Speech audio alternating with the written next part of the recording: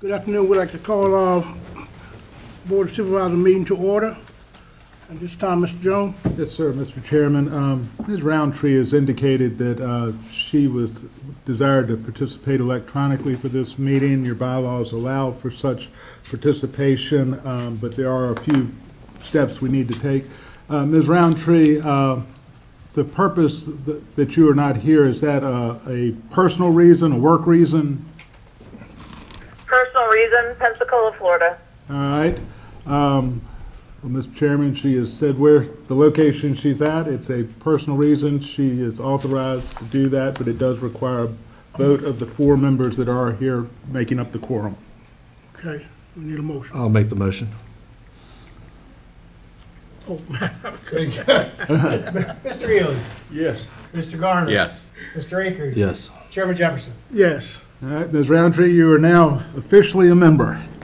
Thank you. Now we need a motion for the approval of the agenda. So moved. Mr. Ely. Yes. Mr. Garner. Yes. Mr. Akers. Yes. Ms. Roundtree. Yes. Chairman Jefferson. Yes. And now moving on, we have the invocation tonight by Supervisor Mr. Robert Ely. Yes, sir. We have from Elevate, we have Minister Thomas Steele Carr, who will give us invocation tonight and lead us in the Pledge of Allegiance. Thank you very much. Yes, sir. Please join me in prayer. Heavenly Father, we thank you for this beautiful day that you blessed us with. Thank you for the opportunity to be here this evening. Father, we thank you that as we're here, you're here. And Lord, thankful that in your word you extend the invitation to us that if anyone lacks wisdom, but ask you, and you give generously to all without finding fault. And so, Father, that is our prayer tonight as we gather here, is that you would give us wisdom when it comes to these positions of leadership that we hold. Father, I pray over this Board of Supervisors and all the decisions that are going to be made tonight, God, that you would give them the wisdom to lead and in light of the positions, God, that you placed them in. And Father, we do thank you for the opportunity that we have to steward these positions that we do have. And Lord, we don't take that lightly, but knowing that any position of leadership is a position of service. And so, Father, I thank you for this Board of Supervisors and pray your blessing on them tonight. Lord, I pray your blessing on them as they make the decisions and have the discussions, Lord, that ultimately, Lord, we know your word says many are the plans in a man's heart, but it's your purpose that prevails. And so, Father, that's what we pray tonight. God, is that you would lead them in accordance with your will, for yours is the kingdom, the power, and the glory. We pray this all tonight in Jesus' name. Amen. Amen. Amen. Stand for the pledge. I pledge allegiance To the flag To the of the flag United States of America and to the republic the for which it republic stands, for which one nation, under God, under God, indivisible, indivisible, with justice with for all. And now we'll move into County Administrator's Report, and we'll be talking about the operating and capital budget. But first, Mr. Robinson, before we actually get into the budget. Sure. There were some concerns or questions that were asked last week. Yes. Do you have the opportunity to provide an answer? Yes, sir. We'll address those. If you don't mind, Mr. Chairman, what I was going to do is go through because we wanted to talk about personnel tonight, because that'll answer some of the questions that were presented last week. But once we've presented that information, we got a couple of handouts, and we'll certainly try to address those questions and any others that the board might have. All right. If that's That's fine. okay. Thank you. With that said, we certainly want to do that on tonight. If you'll recall, back in January, I had kind of suggested that with regard to the work sessions, it might be helpful if each of our work sessions, we had a specific subject that we were focused on. It doesn't mean that we can't talk about other things, or, certainly we love to hear your questions about any and everything related to the budget. But it might help us to not just focus, but help us to make some progress on each of those subjects. So tonight, we want to focus on personnel. That is a major emphasis within this budget, within the proposed budget. As I've noted, not only in the transmittal letter, but certainly last week, one of the major areas of emphasis was for us to make sure that we remain competitive throughout the region as it relates to certain sectors of our organization.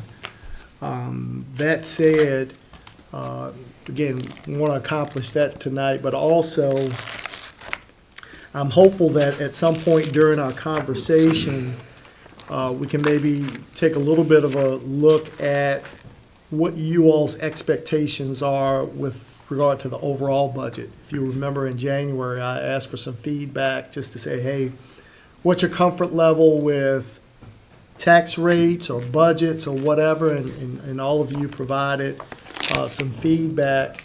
But Ms. Roundtree raised a question last week that I think provides a good springboard for that conversation.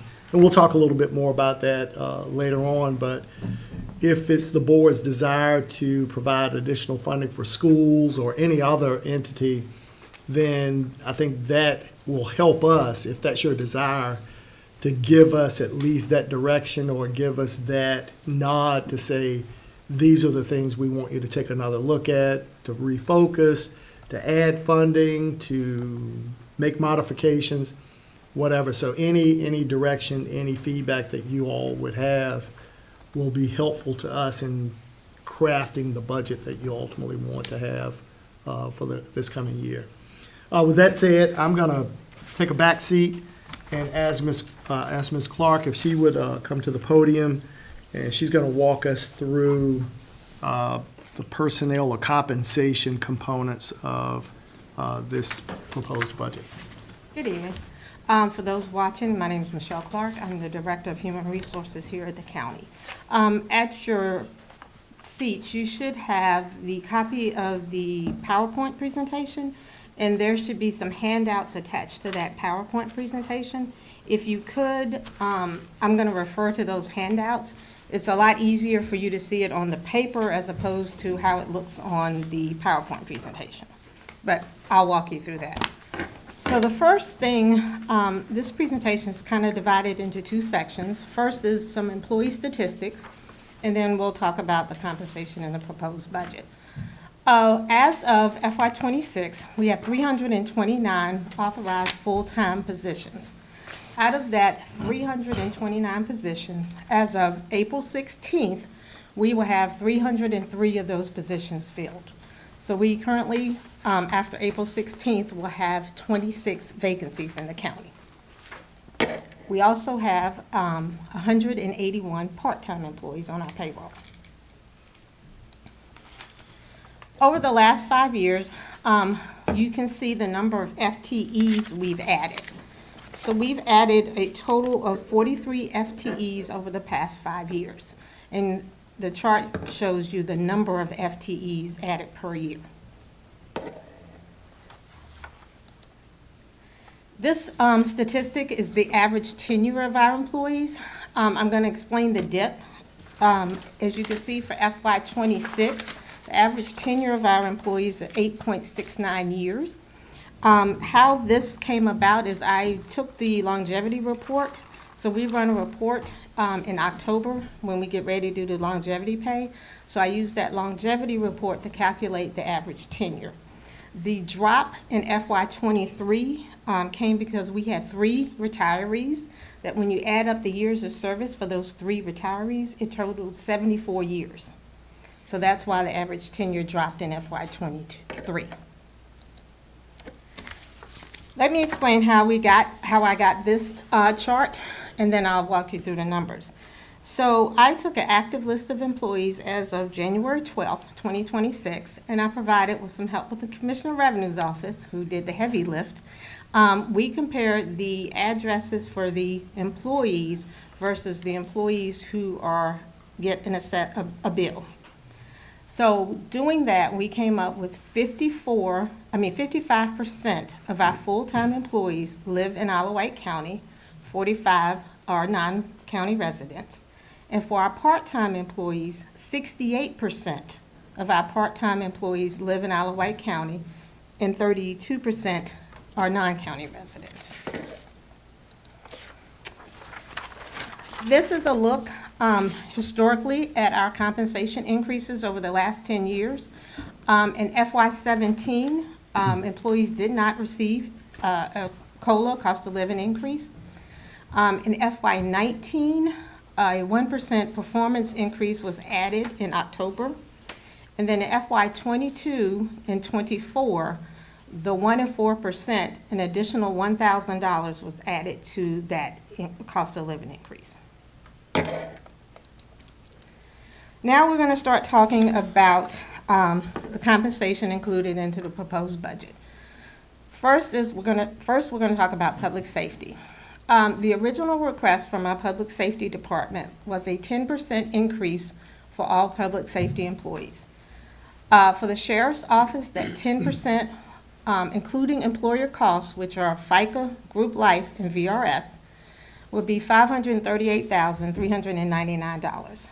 For fire and rescue, it'll be $308,106, for a total increase for just the public safety departments of $846,503. That means we would need a 1.5 cent tax increase to fund just the increase request from the public safety departments. So now if you turn to that first handout in your packet, this is a comparison of the 7 cities in Hampton Roads and a few additional cities that I was able to receive data from as of today. So what's in the red at the top is our current pay plan for Isle of Wight County. I included the population and the cost for services as I could find it and the number of sworn personnel. So currently our police trainees are starting salary is $51,498. Police officers, $54,073. I took the starting salaries from the compensation plans of the 7 cities and did an average. So in the Hampton Roads area, the average police trainee salary is $54,684, and for a police officer is $58,035.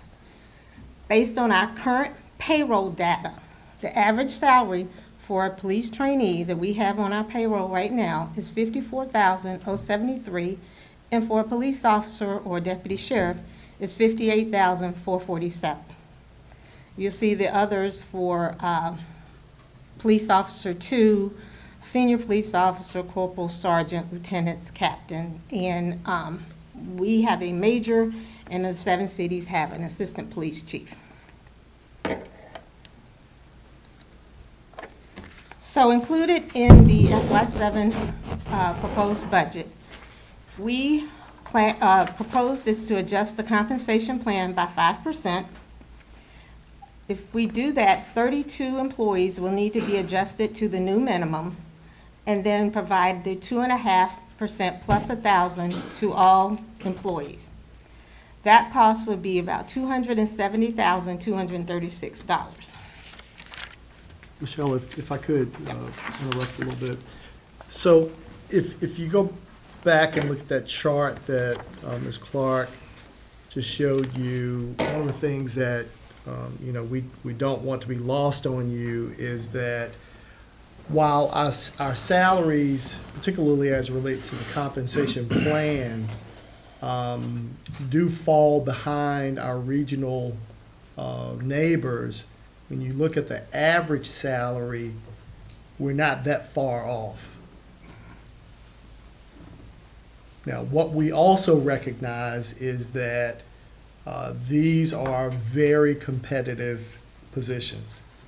And so for us to remain competitive, it's not unreasonable for us to be a little bit more aggressive as it relates to the proposed salary increases. So that's one of the reasons why you'll note the proposal is the 5% in addition to the 2.5% plus 1,000. Because we know that in July, everybody on that board up there is gonna also have an increase, so if we don't keep up, we're gonna be at a competitive disadvantage in a fairly short period of time. One of the questions I have is I see compensation for sheriff's department. And I think we're obviously talking about law enforcement. Are we talking about the sheriff's departments of Chesapeake, Norfolk, Virginia Beach, Hampton, Portsmouth, Suffolk, Newport News? Or are we talking about police department? And James City has both police department as well as sheriff. So which are we talking about? Because we have both sheriff's departments up there and police departments together. So for the 7 cities is the police department, because we recruit from police departments here. And if most of the deputies we lose to other police departments. Okay. The other is that while you're right, we have a sheriff's office as opposed to a police department, our sheriff's office is primarily focused on law enforcement as opposed to jail administration or some other activities that some of the sheriff's offices in the cities would be focused on. Right. So it's a little bit of a different. Yeah, I just thought that was an opportunity to But point no, that no, out because I'm glad you pointed that out. as you know, I'm very That's- familiar with that aspect of it. Yeah. So we're talking about benefits, that's what it says, it's compensation. So if I work for Chesapeake, if someone works for Chesapeake Police Department, as an employee they're an employee of the Chesapeake, the city, right? They're not comp positions, right? There are no comp involved, right? So Correct. one would assume that they have the same grievance procedures, everything else as any city employee. Is that correct? They do have grievance rights. Well, that's what I meant, I'm Yes, sorry. their rights as public safety may be a little different than what I'm used to calling a general employee's grievance rights. For example, There's some state statutes in there. exactly. Some Bill of exactly. Rights and stuff like that Exactly. have to be explained. But my point Yes. would be, the police chief of Chesapeake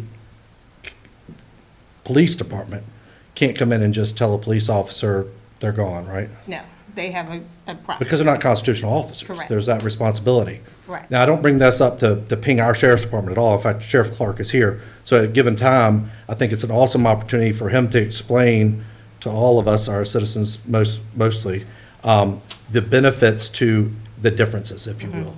Is that fair enough, Sheriff? Would that be okay? All right, thank you. You're welcome. Okay. So I mentioned the adjusted comp plan and the 2.5 plus 1,000. So in doing that, that will be handout number 2 in your packet. Everything stays the same. The top line still shows our current pay structure. That bottom line in red still shows our current average, but then I added in green what would be our new compensation for FY '27. So, for example, the trainee would move to $54,073. The starting pay for a police officer would move to $56,777. The second line in green, if I add in all of the proposed pay changes, Isle of Wight's average salary for a police officer would then be $61,329. For a deputy first class, or most compensation plans call him a police officer 2, would be $66,265, and you see the increases along the lines along the job titles. So changing the pay plan and adding the proposed compensation does move us considerably closer to what the Hampton Roads average is. Handout number 3 is actually the proposed compensation plan. Again, it's very small here. What you see in red are the 2 job titles that we would add to our compensation plan, a senior investigator and a master deputy.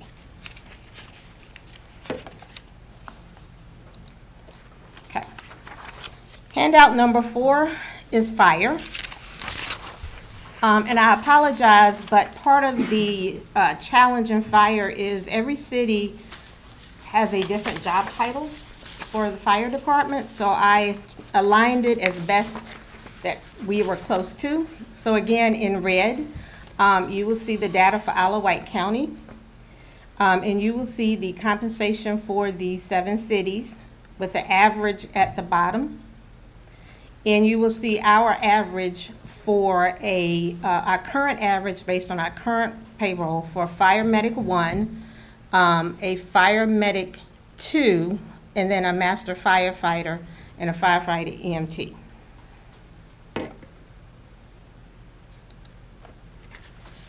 So in the proposed budget, we are proposing to increase our stipend to $7,000 for our certified fire medics. Currently, the stipend is $3,500. 27 employees will receive the new stipend. We're proposing to adjust the compensation plan by 5%. 5 employees out of fire department would need to be adjusted to the new minimum.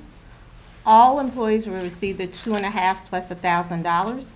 So that cost would be $222,409. It includes the employer cost.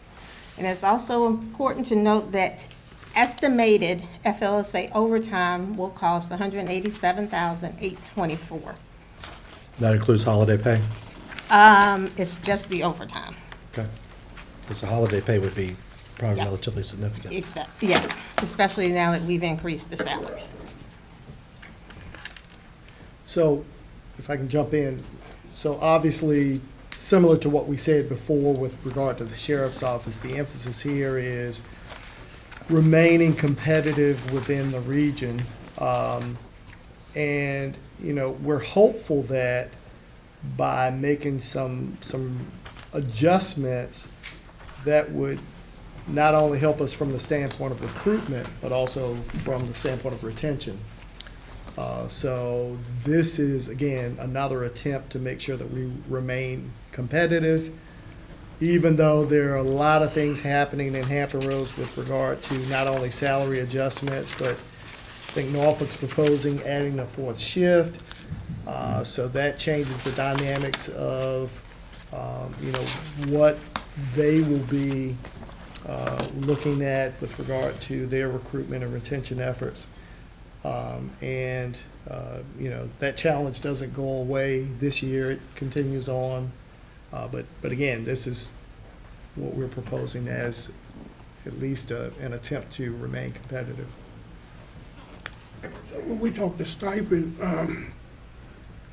we can go from 35 to 7,000. And we said 27 employees, they employees already owned or?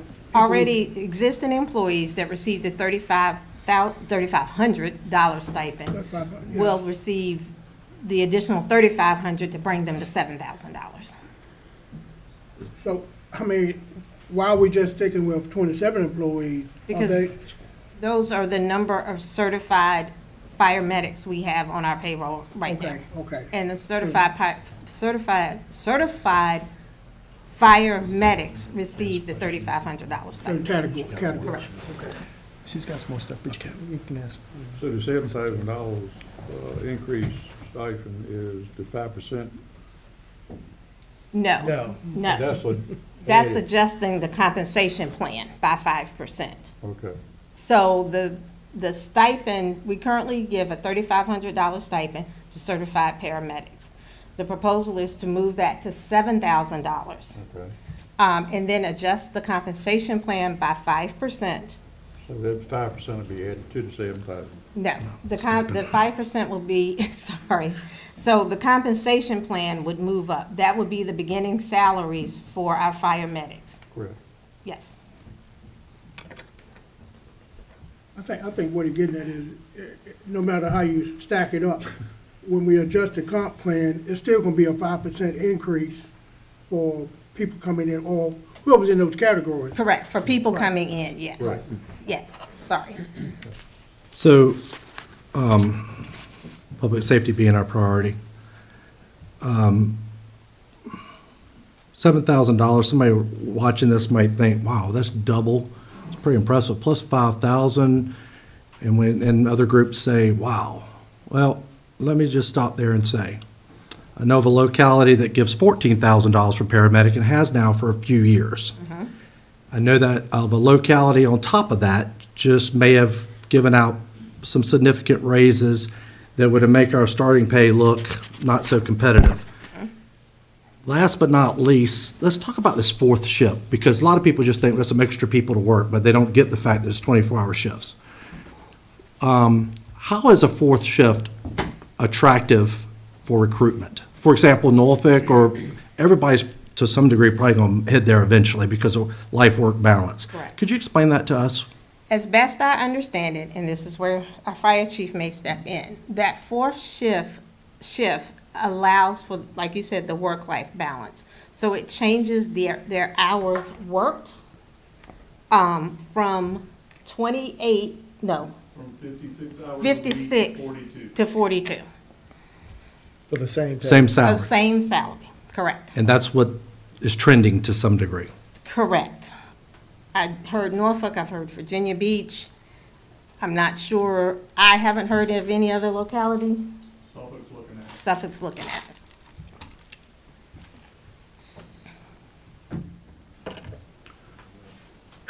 Two clarifying questions. Can you just say the number of hours again? It shifts it from what to what? 56 to 42. 42? Okay, and on the slide, when it says compensation fire, you're talking about fire and medics, correct? Yes, it would be our, yes. Thank you.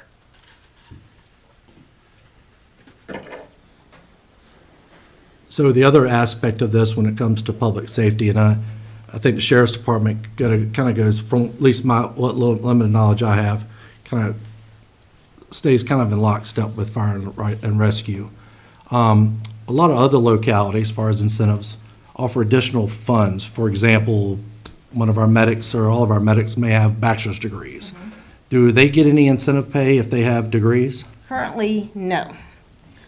We've discussed that. We discussed that at length during our budget meetings. And it's something we definitely could add to it. It's just the cost associated with it. No doubt, Yeah. because most of, I would imagine a good percentage of the 27 employees there have no less than an associate's degree. Good chances because they're paramedics. Correct. And most places give, on top of the 14,000, on top of the more than what we're already paying, they also get an educational bonus. And they so if, I'm assuming, maybe it's better directed to the fire chief, I'm assuming that we have field training officers in the fire and rescue that train our up-and-comings? We have a yes, so we do have training Do officers. they get, because other localities, they get paid for field training officer. Do we do that? No, we don't do it currently. So yes, there are some localities, and I have their compensation plans in my office to include their stipends. So there are some localities that do pay certain dollar amount for associates, certain dollar amount for a bachelor's, certain dollar amount for a master's. There are some localities that pay a certain dollar amount, whether it be flat or a percentage of their salary added to whether they're field training. Same thing in the police department. I have, like I said, the compensations plans, so they add an additional if it's a certain certification. But that is something we have discussed, not only for public safety, but maybe doing it across the county, because there are certain certifications in other departments that employees have, education as well, that should we add a stipend to that amount, or a stipend for that certification? And so I'll bring up those items for the public, number one, to see that as much as this might be doing, and by the way, staff has done a great job of trying to color inside the lines, I guess is the best way to put it, that in the competitive nature of Hampton Roads, this is not going to probably hit the mark. At best, it puts a Band-Aid over something that needs really probably surgery. With that in mind, I forget where I was going with that. Oh, I know what it was. Recently, we sat with our school board, and I tipped my hat to them on how they very much advocated and put out front the needs of their teachers, administrators, et cetera. Excellent job of showing that, and I encourage our citizens to take a look at that if they haven't already, to see how the school board really stood up for their employees. This is the time that we stand up for our employees, and I realize right now we're just talking about public safety, and I don't mean to discount our other wonderful employees that we have here at the county. But when you get on social media and you hear things like, it takes me forever to do this, it takes me whatever to that, I want everybody to realize efficiency and all that stuff comes with a price. Not that our people aren't working hard and don't give it 110%, but they can only do so much at one or two, when you're limited on staffing. I'd asked in the questions, I think you'll get to it later, on the number of positions that we had to reassign or dissolve or whatever the right word is, because we couldn't fill them, which means somebody's doing some extra work around this place. So when it comes to our fire and rescue, which is public safety, so whether you're sitting in a school building or in an office building, or even sitting in your home in Isle of Wight, this is where it really matters. It's public safety priority one. And I think we're going to get some numbers on that too, as far as percentage of budget on public safety eventually. But I think this is a good start. But if we're going to, come alongside of other departments and advocate, et cetera, then if this is all we can do, or the board decides this is all we can afford to do, then I guess we'll vote on it. But I would encourage us to look harder on compensation for our fire and rescue and our sheriff's department. And I don't mean to leave them out. Sheriff, you know better than that. But they're our front line. I mean, they're the reason why we put our heads on our pillows at night and sleep with some comfort and know that our children, when they're at school, are being protected, and if something happens to them, they're going to be cared for. So the reason I bring up all that other stuff is to show that as much as this is an effort, because I think you said at the beginning of this, give us an idea. I mean, if this board wants to whatever, you need to know that on the front side. So I appreciate the information there, and I think it's something to digest. And I think what we need to make sure that all our employees understand is that sometimes we got wants, and hopefully we can meet all the wants, but sometimes we cannot meet 100% of all our wants in a current year. And we need to be able to, and employees need to understand that sometimes we have to phase in to get to where we really need to be. If we do, we said 60% this year, and try to do another 60, and we exceed 100% next year to meet our goal, so to speak. I mean, because the bottom line is affordability. That's And the bottom line. provide, you're right, Mr. Jefferson, and that balance of providing this necessary service Right. and doing it within a budget or something that's at least responsible. But Ms. Clark, I have 3 clarifying questions. Okay. So the salary study for the sheriff's department that you mentioned that you compiled, did you have assistance with that from the sheriff? Because I know that he completed his own salary study, or was that something separately you did from his office? So once I received his salary study, I had already contacted the 7 cities, so to speak. I also contacted all of the other localities that he looked at. Some of them I did receive their compensation plan as of today, and some of them I'm still waiting on their compensation plan. But you are in receipt of the study that Yes, he did. yes. Okay. Second question. When you speak about fire and medics, you talk about starting salary, but, again, I'm on the phone, so there's a little bit left to be desired on that. But when you were speaking about sheriff's department salary, you were talking about averages. So the difference there in my mind was you were speaking about starting pay for fire and medics versus average pay for sheriff's department. What I had proposed last Thursday was that we look at the starting pay for sheriff's deputies to help fill the 10 FTEs that are open currently. An average would seem to indicate that you have longevity, right? And sometimes those averages can be inflated because it is an average. So why the difference, and you tell me if I misunderstood, but why the difference in what you were speaking about, average versus starting? So, okay, 2 things. So, based on your comment from last week, in the proposed budget, we included adjusting the compensation plan by 5% to move those starting salaries up. The figure where I was talking about an average was just to provide some data as to what our current payroll is. Correct, but it seems to me you're using the average to compare to the salary study that you did when my comment was specifically to brand new deputies versus certified. Correct, and that's why we're in the proposed budget, we propose to move the compensation plan up by 5%, hoping that helps attracts new deputies to the county. And I need to make sure we understand. So the comment that you made, we received at last Thursday's meeting, the plan that we're discussing tonight was put in prior to your comment. Correct. The other thing is that's what I'm asking for this board before we leave out of here tonight, is to give us some direction on what do you want? As a board, do you want us to raise all the starting salaries by 5,000? Is that the consensus of the board? Do you want us to do something different? Do you want us, as Mr. Akery talked about, the stipends? Do you want us to take another look at those? I mean, that's the kind of direction we're asking for you all to provide, but what we're discussing tonight is what was actually in the proposed budget. Okay, so can you go back to the sheriff's department slide? I'm watching the live stream, so it's a bit delayed. But as you put that back up, if you could tell me what the raw dollar amount is for the sheriff's deputies at the starting amount and the certified amount, and how that compares to the 5,000 that I suggested. So currently, if we add 5,000 to the police trainee, that would be roughly 56,000, and the police officer would be 59,000. Which would be, I don't have my phone with my calculator, so roughly that's 56 is 5%. Well, if we don't adjust everybody else in the plan, we're gonna Correct. create some compression issues.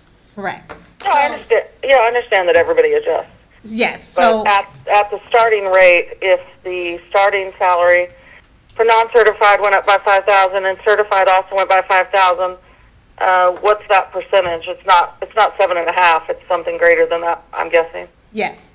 And let me also note that when we adjust the comp plan and we adjust the minimums, I think you mentioned it, but we would need to adjust everyone to that new minimum. That would be a greater cost as well that I would need to calculate and bring back to you. But that's normal for a comp plan. You go start from the lowest and going out to the full range, right? It is, but in this day and age, in recruitment, for example, I got a offer from the sheriff just today. We are recruiting and making an offer to a gentleman that has years of experience.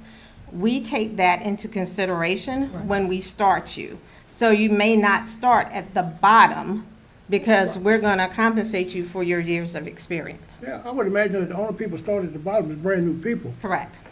And if you got 10 or 15 years service, then you should be somewhere in the middle of, somewhere along in there. Yes, we also take a look at compression, because yes, as we bring in people with that experience, I also kind of look at where our current people with the same level of years of experience, where they currently are. Yeah, obviously you have to do all that stuff. I'm not saying you don't. I thought she had a third question. Hmm? I thought she had a third question. Yeah, I think she did. Didn't you have a Oh, third yeah, question? sorry. Third question. What part of the $1.5 million increase in public safety is due to new positions versus increase in salary and pay? So I think we went back and looked at that, and when we did the calculation, I think it was about a third of that. So roughly just under $500,000, I believe, was the new positions. The rest of it was making adjustments to the compensation overall. Thank you. So with the starting pay, maybe the sheriff's department is a perfect way to camp out on this on this part of it.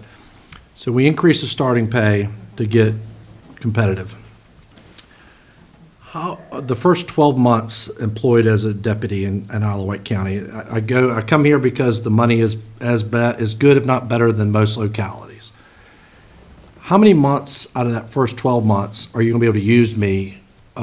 Because I've got to go through some basic training. How long am I going to be not available for the sheriff to utilize as a law enforcement officer?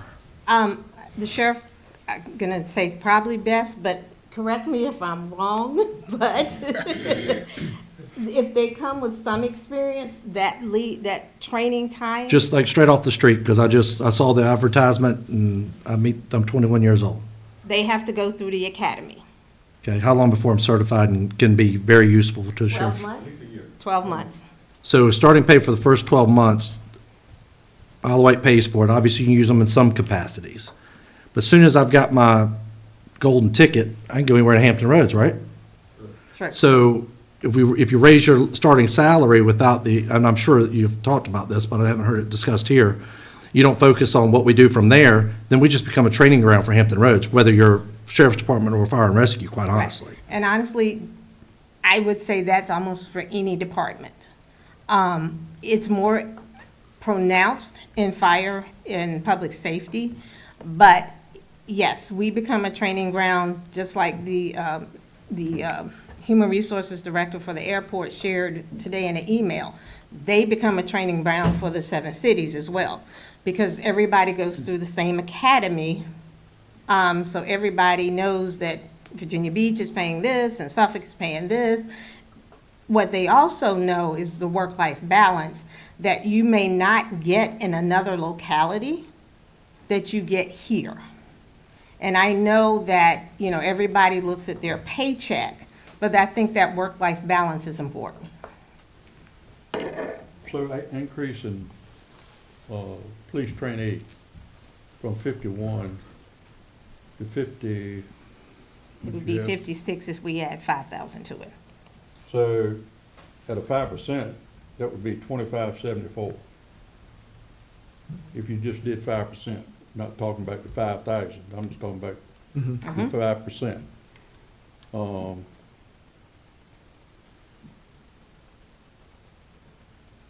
Is it possible to do like more for the person coming in to help them recruit and move less as far as you move down the ladder? I'm not saying they don't deserve it. I'm just looking at a place where everybody can be satisfied with it. I mean, we need recruiting, and you're not going to get it at 2.5% or 5% either. I don't think you might get it 5%, but you won't get it at 2.5%.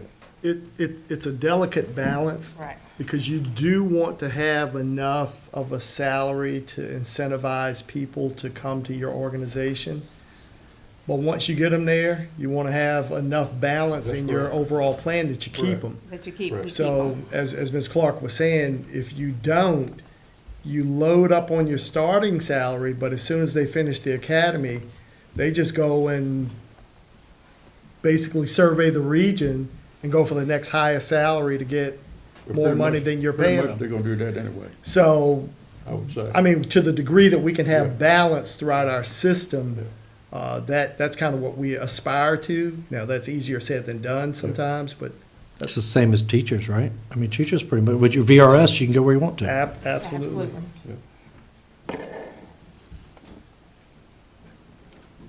And you heard some of that from the schools the other week when you met That's with kind of them. changed now, so now it's all going to a 401K, so it's not like it used to be. It's very much not like it used to be. Yeah. It's a big difference. So, Ms. Clark, just again, clarifying question. If we adjusted, obviously, starting pay because of compression and everything else, you would also adjust at every step, if you will, every level, correct? Correct. So you wouldn't just adjust, in your proposal currently, you're not just adjusting only 23 FTEs and then the rest at 2.5%. You're adjusting everybody by 5 and 2.5%? No. In the current proposal, when we move the compensation plan up 5%, there are 23 employees that would need to be adjusted to that new minimum. And then everyone in the department will receive the 2.5% plus 1,000. I would need to calculate the cost if we adjust the entire comp plan by $5,000, because then there are going to be more employees that would need to be brought to that new minimum, correct, and then calculate the employer cost on top of that. Okay, I can see that creating retention issues. I just want to explain again where I got the 5,000, and that's in taking a look at the market, pay study that I was provided. I thought that would put us in a good spot for being able to recruit. I don't believe that 10 open positions a small feat. And, hopefully we can get people that are certified and have experience. But I imagine out of that 10, at least half of them will be new folks, too, just coming into law enforcement. Correct. We currently have 4 new recruits? 3. Sorry, 3. We started off with We 5. started off with 5. Yeah. So on your, all these sheets, I see you have calls for service. So our sheriff's department calls for service, is that accurate, 42,106 It was on based average? on the 23 published report. So let me put this note in there.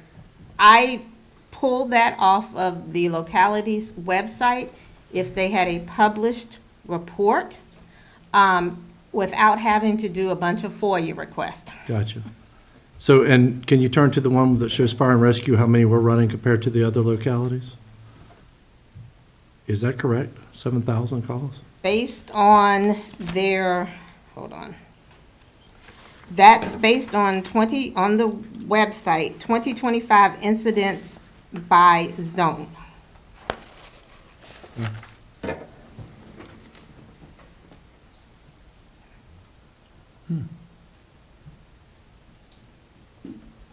Okay.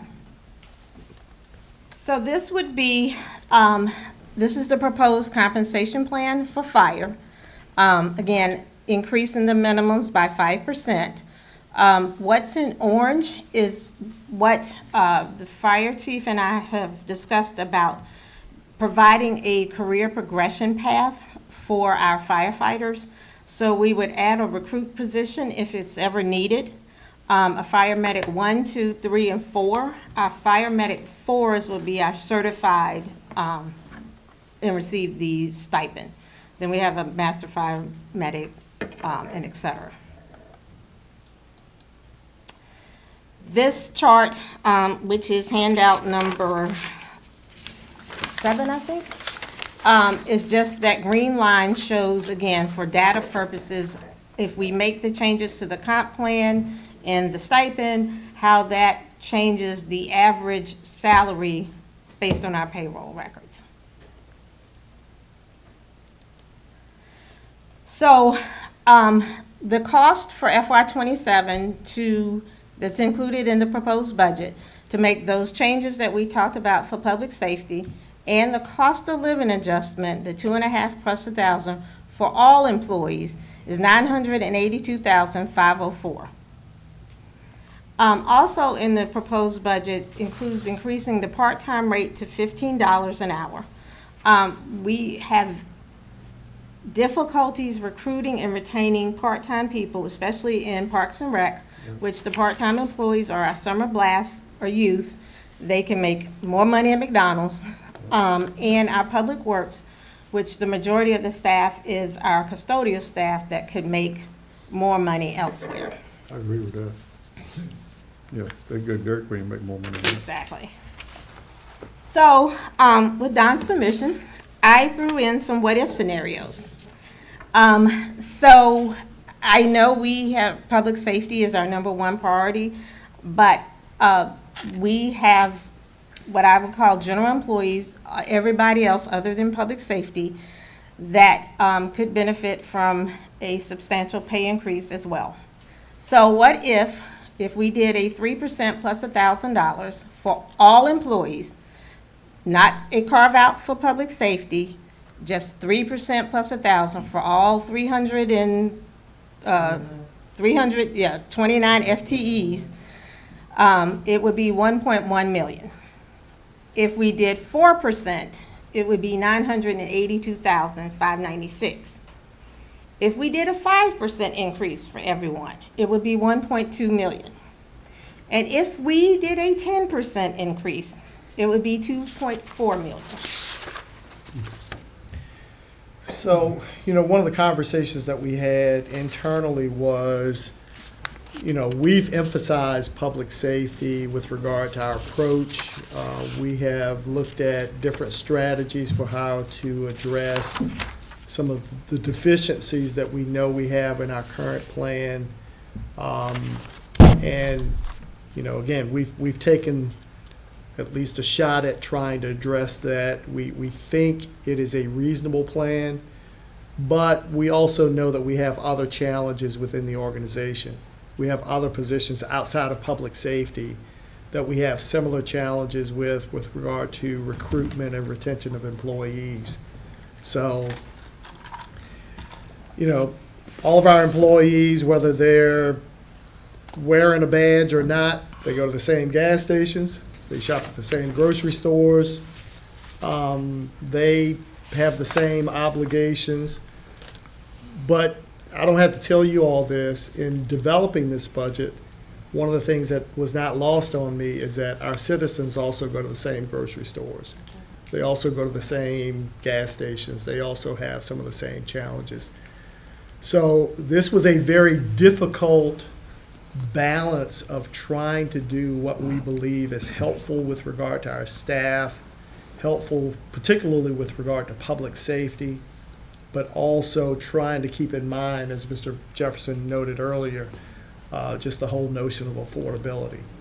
So we are very open to suggestions, to direction that you all might have. None of this is cast in stone, but it is a proposal that hopefully moves us in the right direction. Can you pull the slide back up? Peter? The difference between the If I could make 2 comments, just let me know when. Good. Go ahead. If she can't hear you, Mr. Jefferson, you may want to let her know. Yes, go ahead, Ms. Roundtree. Okay. Ms. Clark, 2 years ago, I suggested as part of I'm on the HR committee, which we haven't met yet, and I am still interested in meeting outside of the meeting to dig into some of this more. But 2 years ago, I suggested, after you did a market and salary survey for county employees, that we come up with some kind of policy as a Board of Supervisors, as a county, to adjusting pay rates. Do you recall that I said I thought we should try to make a policy that we would be a certain percentage above and below the market average for county employees, especially at the lower levels? Yes. So where are we with that? So some of that, Ms. Roundtree, is affordability. I think you had mentioned that what would be the cost to bring the positions, and i.e. the employees, to market. That would literally be about a 15% increase to an employee's pay. And again, I calculated that number for all employees because it would be very hard to give a 15% increase to one deputy clerk and a 2% increase to another deputy clerk. So we would have, in that scenario, we would have positions that would be well above market, and we would still have positions that would be slightly below market. I say that because as an engineer, the average salary, I think in Hampton Roads for an engineer at a locality is somewhere roughly about $110,000. We're advertising an assistant director that we would like to have a PE, and we're not paying anything close to $110,000. So I can dig back into those numbers again, but I'd also put this caveat in here is that the market is ever changing. What we do today would need to be adjusted year after year after year. And I want to make sure that that's something the board wants to do and the affordability factor in that. Okay, so 2 comments relating to that. A, I'm comfortable with, let's say, a 2 standard deviation on either side away from market. I'm not saying that we have to be absolutely at market rate. B, I am comfortable. I'd be interested in hearing, what my fellow supervisors think, but I am comfortable adjusting team members who are at the lower end of the pay scales versus the people that are at the higher end. In other words, I think that it means more to them. And obviously, as the economy changes, inflation, everything, again, we go to the same grocery stores like Mr. Robertson said. but I am comfortable with making a higher percentage adjustment. I don't think it has to be equal. I don't think we have to go for 10% across the board. I do think the percentages can be different according to where we stand in the market, especially with emphasis on people at the lower end of the pay scale. That's my opinion.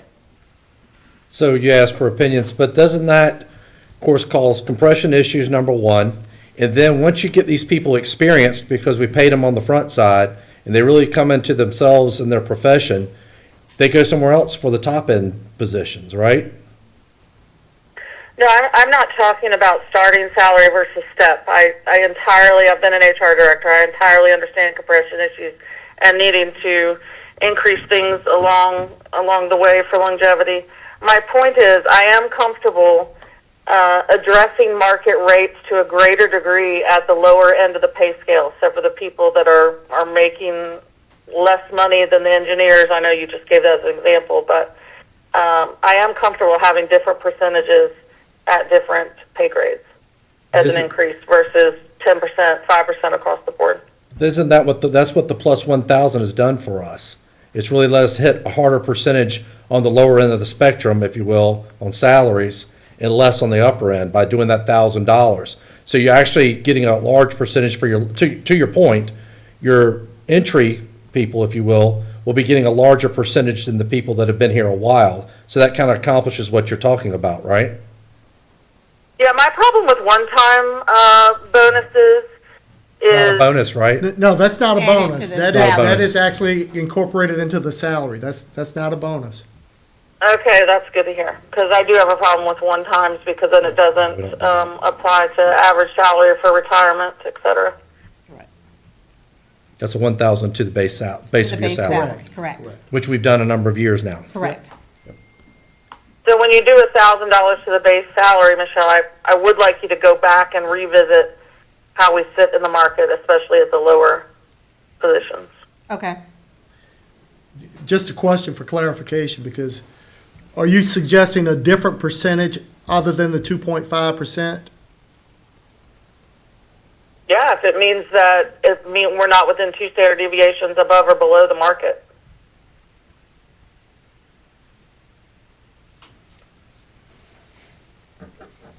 When it comes It's to not this, easy. I like the, It's not easy. I like It's a lot the, of crunching. I get it. I like the 3% plus the 1,000 because of what Ms. Roundtree just pointed out. I think it's really good to look at where we are in the market on various positions. I think a policy, although I think is, it would be wonderful to have a policy, it would give this board, or I guess you call it excuse, a reason to some years do things that are extremely uncomfortable. But on the same token, I think, at least in where I'm seated, my constituents wanted me to remain flexible. And on some years, we'd have a policy that I might not would be able to subscribe to. So a policy, I think, it sounds great, but I'm not so sure I'm comfortable with that. But I do like the 3% plus 1,000 on the base. And even if we adjusted the percentage, I like the 1,000 on the base because, again, for the third time, Ms. Roundtree's point, it impacts the people the lower the pay range than everyone else. And you're only talking the difference between the 4% and the 3% with $1,000 is only $122,000 more by doing the 1,000 plus the 3%. Well, 120, just we'll say 123,000. Right. Well, that's why I suggest the standard deviations. That gives you, if you do have a policy, it gives you room, it gives you wiggle room within that. You don't have to be at the market rate.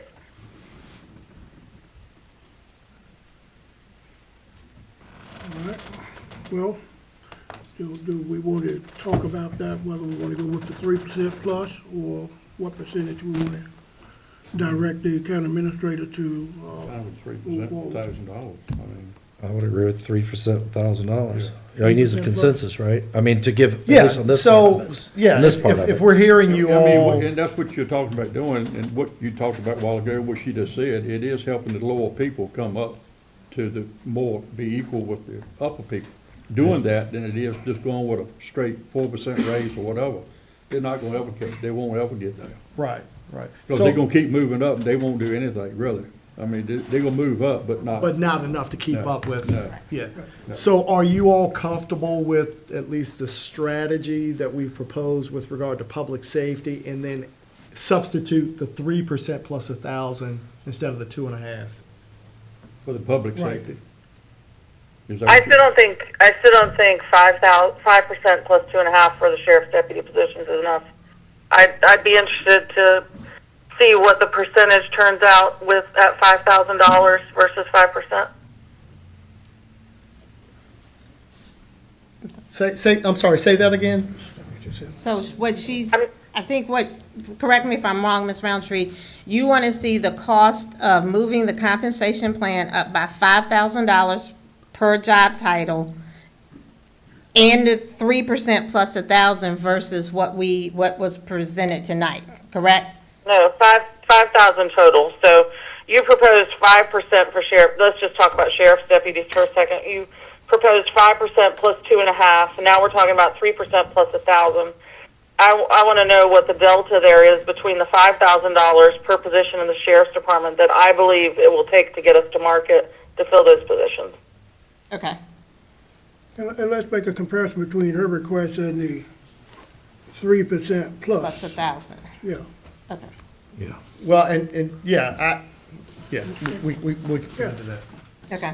So when we're looking at the market, that we're tossing that around as a good point, we're looking at the market just based on salary, I'm assuming, because we're not looking at the market when we're looking at competing with calls for service. If I go to work for, let's see, which was page 6, sorry. I go to work for, let's just grab Norfolk real quick, because I've heard some people, it's been discussed around here, some people leave to go to Norfolk. So their calls for service, I realize they have more law enforcement officers, but 214,000 calls compared to 42,000 calls for service. I mean, when we're talking about, the market, if you will, you can look at it in different lenses. I think, obviously, and I'll go ahead and jump out ahead of myself and say this. Our men and women are getting paid for what they might have to do, not necessarily every day what they do, okay? So I think our citizens need to remember that. So the call for service, I'm using kind of just as an example of just something to consider. But when we're competing against, and I've heard the sheriff, over the years, the sheriff come in and be very proud of the fact he's been able to do good recruiting, and I think the life-work balance has been what he's really been able to show, at least in his department, that there has to be some thought to that. I mean, if I'm going to go to work for Norfolk and leave Isle of Wight County, it's going to be a different life over there. Correct. And is it worth the money to me? That's an individual's choice. I mean, everybody to each his Yeah. own. Correct. But anyway, I think that calls for service argument only goes so far, though. Once you're so far out of the market, an individual has to make a decision, as to whether they want to jump and be busier versus get paid a living wage. that's a fair statement. And today, these younger employees will jump quicker than the older employees did. They got in a place and they were satisfied to be there, and they were from home. They worked pretty much in the county. They did what they had to do, go home, and they were satisfied, not even making what these other people were making, because they understood it. They lived in the city, they did more, they did that. But these younger people coming up today, they're not like that. They'll jump in a heartbeat. If you give them $25 more, they're gonna go. It's just their thought process. And when it comes to public safety, we talked about it earlier too. Back in the day, if you worked for Norfolk, you were on a different retirement system. Newport News, different retirement system, so you couldn't jump. Those of us that could have jumped over the years, the reason why we may not have was the call volume, but also, and this is one of those words, the step raises that used to bring you in and keep you. Once you hit a 5-year mark, you were going to take a little bit of a pay cut to go anywhere else, regardless of the retirement system. And, it's extremely difficult from our seats to try to manage that from a financial aspect when you have step raises. But that's how you ended up keeping people. And once they were in there, they're like, I couldn't go anywhere else and make the kind of money I have. And then it also allows them some time to really reflect on the fact that my call for service is 42,000 and not 200 some thousand. Because you've been here for 5 or 6 years and you kind of become accustomed to the place, if you will, if you're not from here. So. Your time, too. Yeah, I think you have to look at the quality of life in Isle of Wight County when you talk about call service versus Norfolk and Portsmouth. Every morning you wake up, there's a whole lot of crap going on in the other places, killing, shooting. And that means that the officers are put in more stress, more harm way than the officers in Isle of Wight County. So the quality of life is, I think it's a great factor for some of the new recruits. And even some of the seasoned cops that come here. They come here I know they like money, but they come here because of the quality of life and it's less risk to their life. I think you're right, Mr. Jefferson. I think at the same time, the consideration is fire burns just as hot in Isle of Wight as it does in Norfolk. Guns kill just as quick in Isle of Wight as they do in Norfolk. So we have to be competitive, which is why we've had this whole conversation, I believe. Yeah, it only takes one bullet to shoot you. That's right. Doesn't matter where it came from. I'm sorry, I can't see the gallery. I'm wondering if the sheriff is present tonight. He is. Okay, so it doesn't have to be right now. I know we want to come to some kind of meaningful conclusions, but I'd be interested to know his opinion. Discussion question one. That's a question. Is this an opportunity for us to talk to the sheriff? Yeah, it's a Mr. great Mr. opportunity. Jefferson? Well, you're chairman, I don't, Yeah. Sheriff Phelps. Should we give a minute? Sheriff Or Clark, whoever you want to Clark. send up here to us, that don't matter to us. You've got a very strong staff, so get all loosened up. Yeah, if you get up here, then Ms. Roundtree can see you. So, if I may, because I brought it up earlier, if I work for a police chief in one of the cities, my understanding is,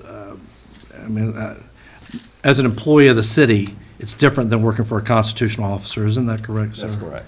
So, what are some benefits? And if I'm wrong, my understanding is, as most sheriffs, unless they decide to assign some agreement or something, that if I work for you as a deputy, I work at your, I don't know the right word, pleasure, or you can let me go That's for. what- yeah. So, what's the benefit?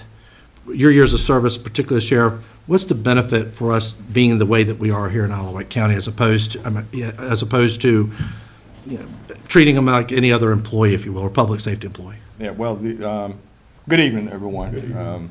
The sheriff is constitutional officer and guided by the Constitution of Virginia.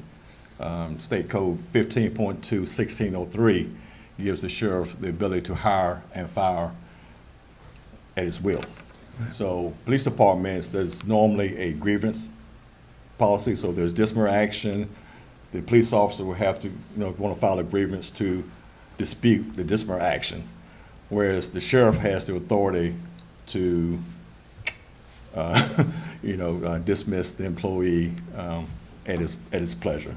So I don't know if it's a benefit for the employee or not, but for us, we do have, I don't have to have it, but in my policy, I do have a grievance procedure. So if the deputy wants to file a grievance, and a lot of other sheriffs are like, why you got a grievance, sheriff? You don't need that. You're covered by state code.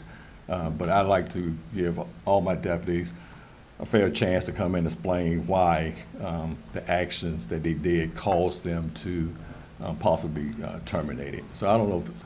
Well, I think it's great. So I know that you have your group with the sheriffs.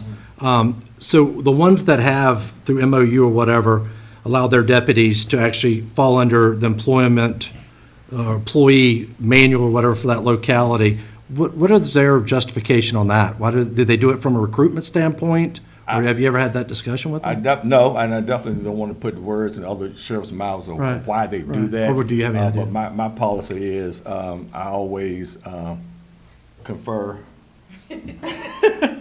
with HR on my decision making before I make that decision. She knows that it's finally my decision, but I'm going to be guided by the Human Resources Director. Gotcha. Yeah.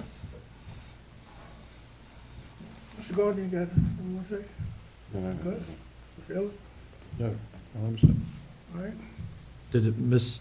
Ms. Roundtree, I forget she on the phone. Yes, so if Sheriff Clark is still up there, my specific question is, Sheriff Clark, do you believe that a 5% increase at every FTE, not just the 23 that were outlined, but at every FTE, 5% plus 3% plus $1,000 would make you more competitive and able to recruit for the 10 open positions you have?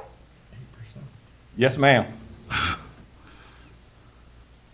So is that Thank 8%? Is that 8% plus 1,000? I went to Smithville High School, so Right, so just doing the math on top of my head. Right. So it's 8%, The stu- 8% the increase. The study that we did showed that we needed a 10% to get us up to market value. Meeting with my command staff, and I'll tell you what, and I was gonna send it to you.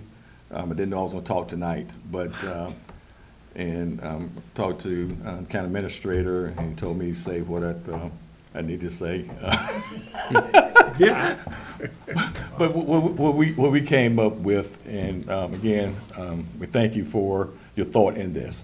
And I know we're talking about getting people here. Right now, I'm 10 down. So since the last time we've done this, I lost another one. And I had another one come in today. He has 15 years' experience. He's talking about going to Suffolk. So it's tough when you're losing good quality people. I know I want to recruit deputies to come in and stay for a while, not be a feeding ground, come here, get certified, and take off. But those deputies that are 7 to 12 years, those are the ones that have the most certifications, the most training, the most skill set. And if I lose that middle group, I'll be devastated. So I would say that if we're going to do this, that we do it from deputy all the way up. Take care of everybody. I know some agencies do bonuses. We don't. Some agencies do education incentives. We don't. I know we have the college reimbursement, but it's other things that we can do. So my staff, what we came up with, and anybody want to jot this down, but I'll send it to you. The 2.5 plus the 1,000, an additional 5% on top of that. So it'd be 7.5 plus 1,000. The percentage is higher on a starting salary than it is on a higher salary. You do know they're talking 8% plus 1,000 right now. Yeah, I didn't want to, but I'm just. So I'll present yours. Because you all know me. What'd you say? Mr. Hill and Mr. Garner, I've always been one to like to play nice in the sandbox. And I know we got a lot of folks we need to take care of, and not taking anything from any other profession. I do know, the talk, the comments about we all shop in the same place. Yes, we do. However, no discredit in other position of those people that go and shop in food line like I do. Their job title is different than mine. I protect them when they go in there and shop. They can go in food line and shop safely because of what I do. And I do it 365, 24/7. Again, no disrespect to, I don't want to call it any position, but any other position in the county. But, we run to gunshots. I don't expect somebody from admin to come run and save me. I can do other jobs, but they can't do mine. So people come and live, work and play in Isle of Wight because of the public safety that we provide. And I can speak for the firefighters as well, if y'all don't mind. I mean, they run in there with hoses, putting out fires. So we can do what we do here in Isle of Wight County. So that's my argument. Again, not taking anything from any other profession, but what we do. The reason the Isle of Wight is safe as it is and we don't have the homicides and the murders. And it does happen here. It can happen here. It has happened here. And I know the other cities are larger and more crime. I get that. But we're safer because of the dynamic people we have here. And we don't pay them, they're not coming, and they're not going to stay. And then business is going to drop off, school's going to drop off, and without public safety, this place could be. So what was your proposal? 60,000, like Ms. Roundtree said. No. What was your percentage? And I did that along with, I said, on top of the 2.5 Okay, plus 1,000, okay, 5%. 5%. So that's But also- that's 7.5%. Yes, sir. Okay. And I know you all said 8%, but we would like to also have the education incentive as well. The 500 for associates, 1,000 for bachelors, and 1,500 for masters. So there's some benefits, and I kind of backed off the 60,000 that Ms. Roundtree recommended, and I saw like the 8% here, just to get some incentives. Because when you look at other agencies, they have a larger list of things that attract them, and we don't.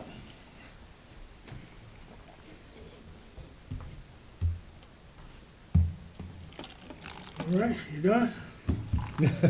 Sheriff Clark, just to reemphasize the point, in Isle of Wight, when a deputy is on shift, there's typically 4 or 5 deputies on shift. I mean, I know it depends on time of day, but speaking of the calls for service argument, Norfolk at 214,000 versus our 42,000. Typically in Norfolk, correct me if I'm wrong, there's 15 to 20, 15 to 20 deputies on or police officers on at any time, and in Isle of Wight, it's 4 or 5. Yes, ma'am. We have 4 zones, and normally we have a deputy in each zone, and plus there's a supervisor on shift. I thought we added positions so that we could have additional deputies in the zone up in the northern and Isle of Wight over the last 10 years. Well, we've had that at times, but being 10 down now. No, I got it, Yeah, but I'm yeah, talking about yeah. positions, like, you can't help they're not filled. Right. But, I mean, the point is not just, there's positions. Mm-hmm. There's more than just 4 that should be on duty every day or at the middle of the night and all that, because over the years, we've all worked together, this board's worked with you. Right. To add FTEs in the field to make sure that those services were handled. It hasn't decreased, right? I mean, vacancies, I'm assuming you're reassigning people because calls got to be covered. Right. Because you've done that over the Right, years. right. But I guess when she starts saying 4, I'm thinking, well, that's not the math I've had and these FTEs that we've added over the last 10 years, right? Well, that's the mandatory, is to have 4 one in each zone. 4 zones. If the schedule allows, we will, add another one to Carlton, or we'll add another one to Carlsville. Whatever the need is for that shift, we can't always have more than one deputy in the zone. But yeah, we built that, we got the people, appreciate it. But some of them were assigned to courts. The last year, I think, Judge Farmer asked we added those to the court. And we added a position for that, right? Right, yes, sir. So Couple back to the point, I positions. mean, I don't, look, I'll never know half, a fraction of what you know to how to run a sheriff's department.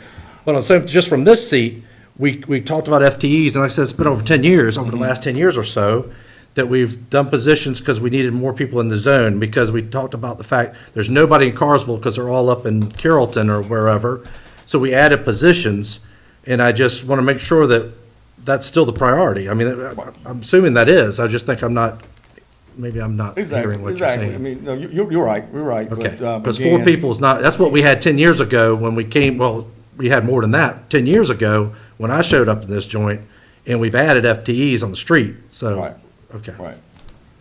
I thought we couldn't actually disclose how many deputies or whatever we had throughout the county in any district, so to speak. I think Mr. Can't call his name. Yeah, I think he told us that. Yeah. Yeah, Yeah, well, I agree. Obviously, the sheriff can disclose what he wants to. We typically keep our operational numbers, and they vary from shift to shift and from day to day, but that would be an operational issue, but that's the boss right there. He yeah, can do it. yeah, yeah.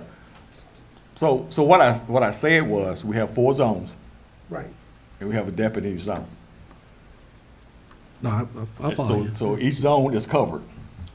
The So- number of how many is covering, and Mr. Egg, I get what you're saying. No, we're good. But yeah, I started to worry a little bit that we've lost some spots 'Cause again, somewhere. No, Okay. but, times change, crime change, technology change. 10 years ago, as we were building, and I said, we've created a digital forensic unit. And those deputies in that unit, they deal with child pornography and all the sex predators, but they still are able to work the road. So they're flexible. You're working a little bit more. Yes, they double dip sometimes. Yeah, you're working a little bit more, especially Blackwater Road. Yeah. Yes, sir. The FTEs that I recall adding the last 2 years, 2 years ago with the budget, it was people for the courts, right? And that was a state mandated addition. And then last year we added, 1.5, 2, something like that, with the addition of emergency room with the opening of the hospital. Yes, ma'am. 2 new positions in January that I haven't been able to fill yet. And we are looking for grants for the ones, for the schools that didn't have a grant. Yes. So the 4 SROs that was on grant, that grant expires. We did submit for continuation grant. We have not heard from that, so we didn't ask for any personnel this year at all. Yeah. Well, for a police trainee, if you go with the 8%, instead of 54.73, you go to 55.61. So it's about a $1,600 difference.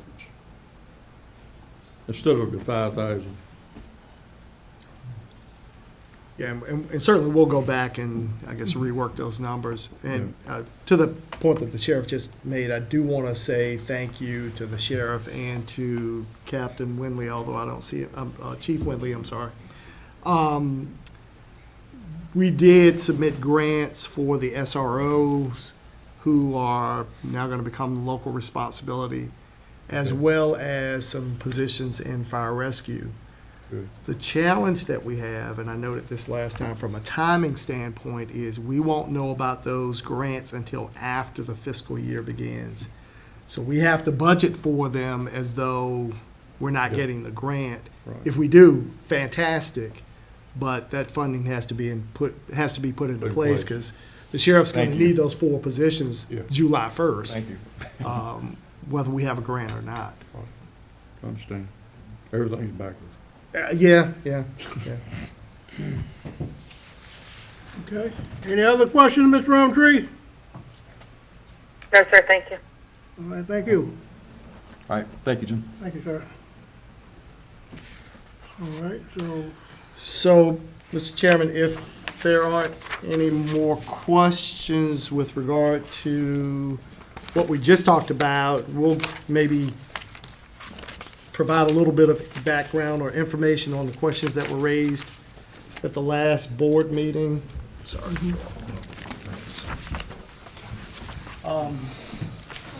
So what I'm handing out is really just kind of a quick recap of the questions and then our responses to date. We're still working on some of the responses.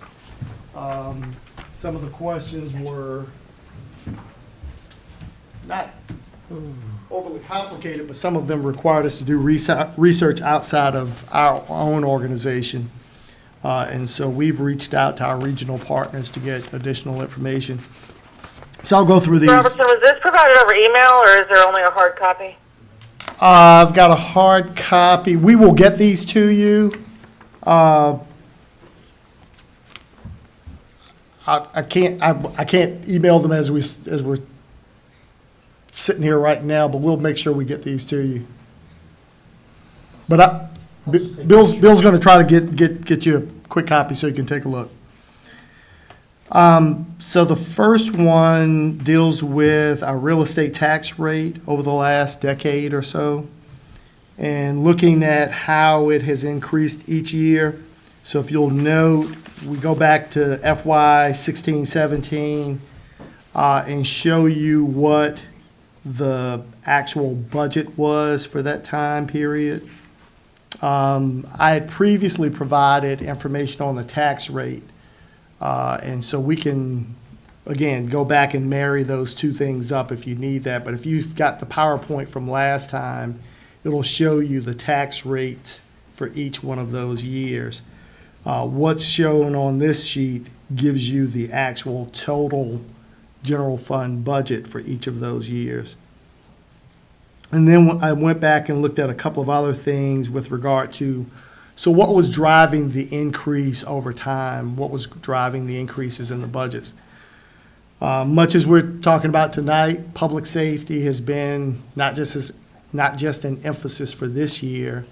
Public safety has been something that we have been working on for a number of years in terms of trying to not just get our salaries competitive, but we've had the bigger challenge of staffing with regard to the need in our community, transitioning from a primarily, volunteer system to a combination system where we have both volunteers and career staff who provide services to our citizens. So public safety, as you'll note, from FY17 to the proposed budget, that amount has gone up about 84%. So a significant investment on the part of this board with regard to public safety. Schools, over that same time period, has increased roughly 50%.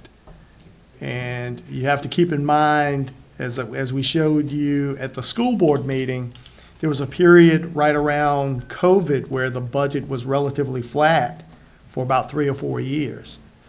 So there's been a significant investment in education. Non-departmental covers a lot of things. That has also been a driver with regard to the overall budget.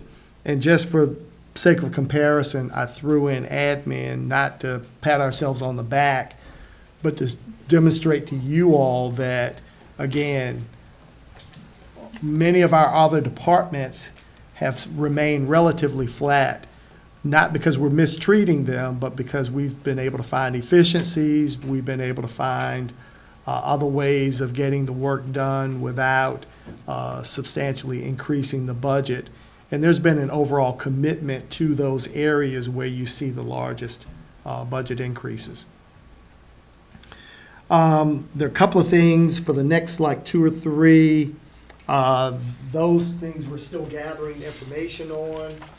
I would, however, just provide some information to you. Mr.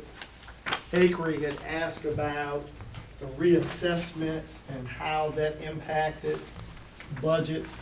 So there's a few sheets that are going around now. The 4th year on each page is the reassessment year. And then you'll see some notes at the bottom that talk about the neutral rate versus, not versus, but, and also the additional potential revenue captured. So you will, for our newest board members, you will go through this process over the next coming year where you have to look at the potential increase in real estate taxes as a result of values, home values going up.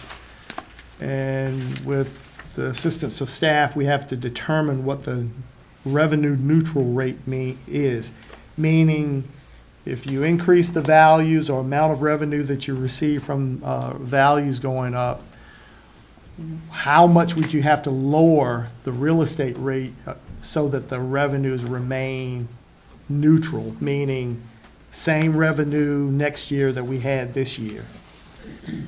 Usually there's an adjustment.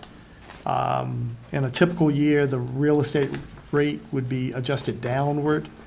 But then we also have to address needs, and so maybe you do something a little bit above that neutral rate so that you capture additional revenue. And so that's what was intended in the question when it talks about us capturing revenue So for example, let's say your revenue neutral rate is 71 cents. Well, you might lower it to 72 or 73 cents. Because that benefits the taxpayer in that his or her tax rate is lower, but you're also going to get a little bit more revenue to compensate for the, increased cost of providing services, much like the conversation we're having tonight with regard to salaries and other cost increases.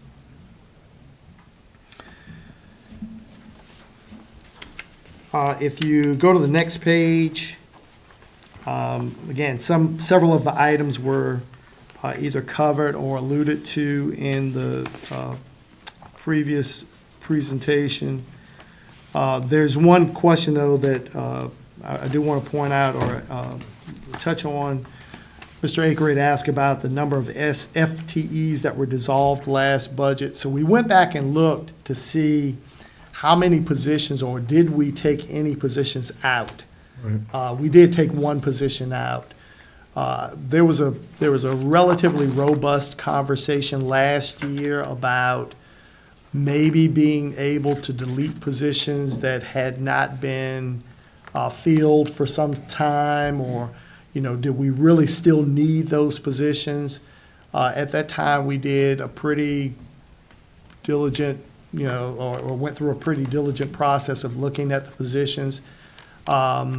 Many of the positions where we saw vacancies, it wasn't that the position had not been filled. It was that there may have been one or two positions with the same title, and it was somewhat of a revolving door because of what we're talking about today, not being able to retain employees when we got them in. And so ultimately, we did determine that one of those positions was not a position that we would need moving forward, or one that had been filled for quite some time. We're still adding to the list, but I just pointed out some of the more prominent unfunded mandates that this board has had to deal with over the last few years.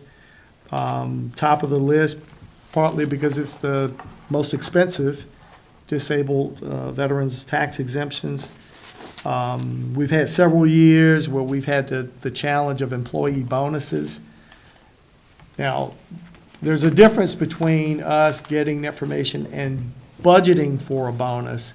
The challenges that we have had to deal with, Mr. Akery is very much aware of this, is the General Assembly meets in January, they adjourn, come back, do their budget, and in April, they come out and say, guess what?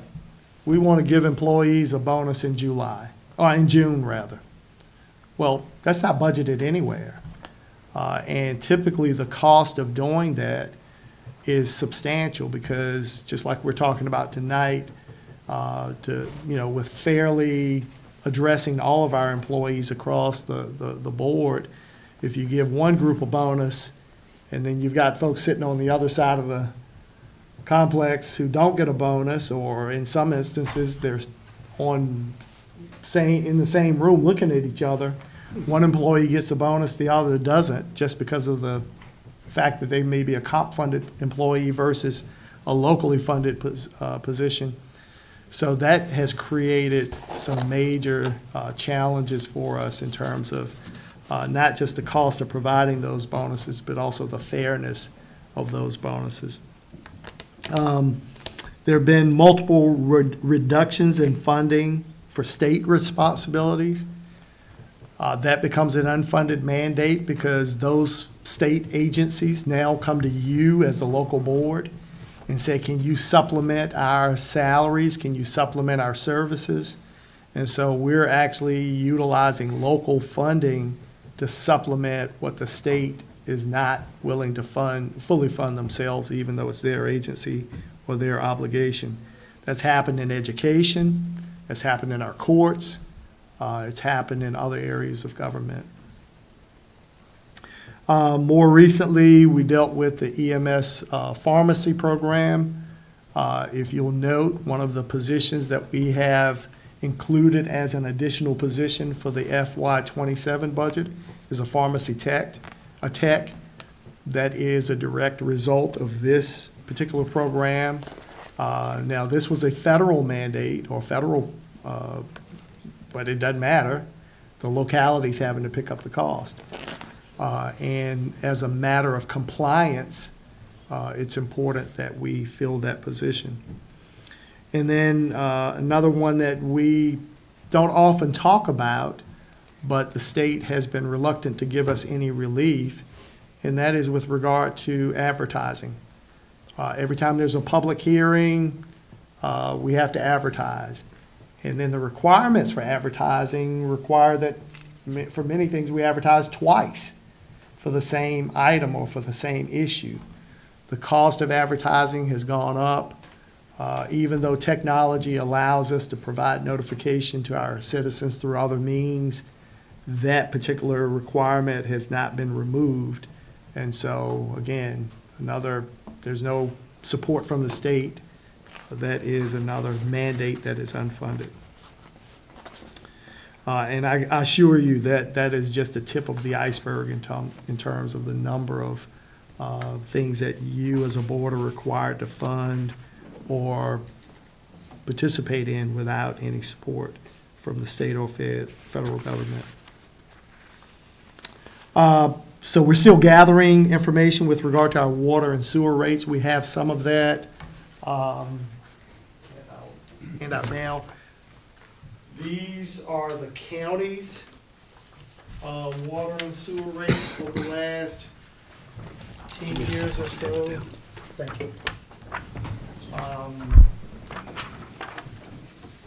And so we have gotten information from some of our neighboring communities, not all. And so we'll, over the next week or so, hopefully get that. And we'll continue to work on these questions and provide additional information. One of the questions was, what are some of the fees and taxes that our neighboring communities charge or implement that we do not, and compare that to cities? There are a variety of things that we listed. There are more than we have listed here, but just to give you a flavor or a sense of some of the things. Mosquito prevention. It's not something we do in Isle of Wight County. There are communities throughout our region who do that as a matter of prevention. Usually it's coupled with their stormwater or drainage programs, but that is a fee. Some of our neighbors have solid waste fees, somewhat significant. Southampton County is probably the example that we've talked about in the past that you all might recall. Many of our neighbors have recycling fees, tire disposal fees. There is a cost every time you get rid of a vehicle tire, whether it's a car tire or a lawnmower tire or whatever. There are disposal fees associated with those. One of the things that has been discussed by this board previously but not implemented, there is a potential cost that's listed, I think, right now in your capital programs budget for the school and construction zone speed enforcement cameras. Many of our neighbors have utilized those systems. The cigarette tax is one that Ms. Roundtree has asked about as recently as last Thursday night, that many of the cities and towns have in place. We do not. And admissions tax is also another example of something that we do not have in place. I will tell you that for the most part, these are relatively small revenue producers. Many of our neighbors with the speed enforcement, that has been significant, but the state is also figuring out a way to get their hands on those dollars. So that is not going to be as much of a revenue producer moving forward as it has been in the past. Next page, there was a question about when the HR committee could meet. That is primarily a function of when the members are available and can schedule that. And Mr. Chairman, after the last meeting, I went back and reviewed our organizational meeting, and there was no motion made to make a change to the Personnel Committee, and Mr. Jefferson was on that and is chair that, so whether it's tonight or at your next meeting, during your appointments process, a motion would need to nominate a board member to take Mr. Jefferson's place, because as of right now, there's a committee of one. All right, let's see, there was a question about Sycamore Cross, and the timing of the payment with regard to the solar project. There are actually a couple of payments involved, but this was more specific to the site plan approval. So there are two phases to Sycamore Cross. Phase 1 is being reviewed by staff, and we anticipate that that will be approved prior to June 30th.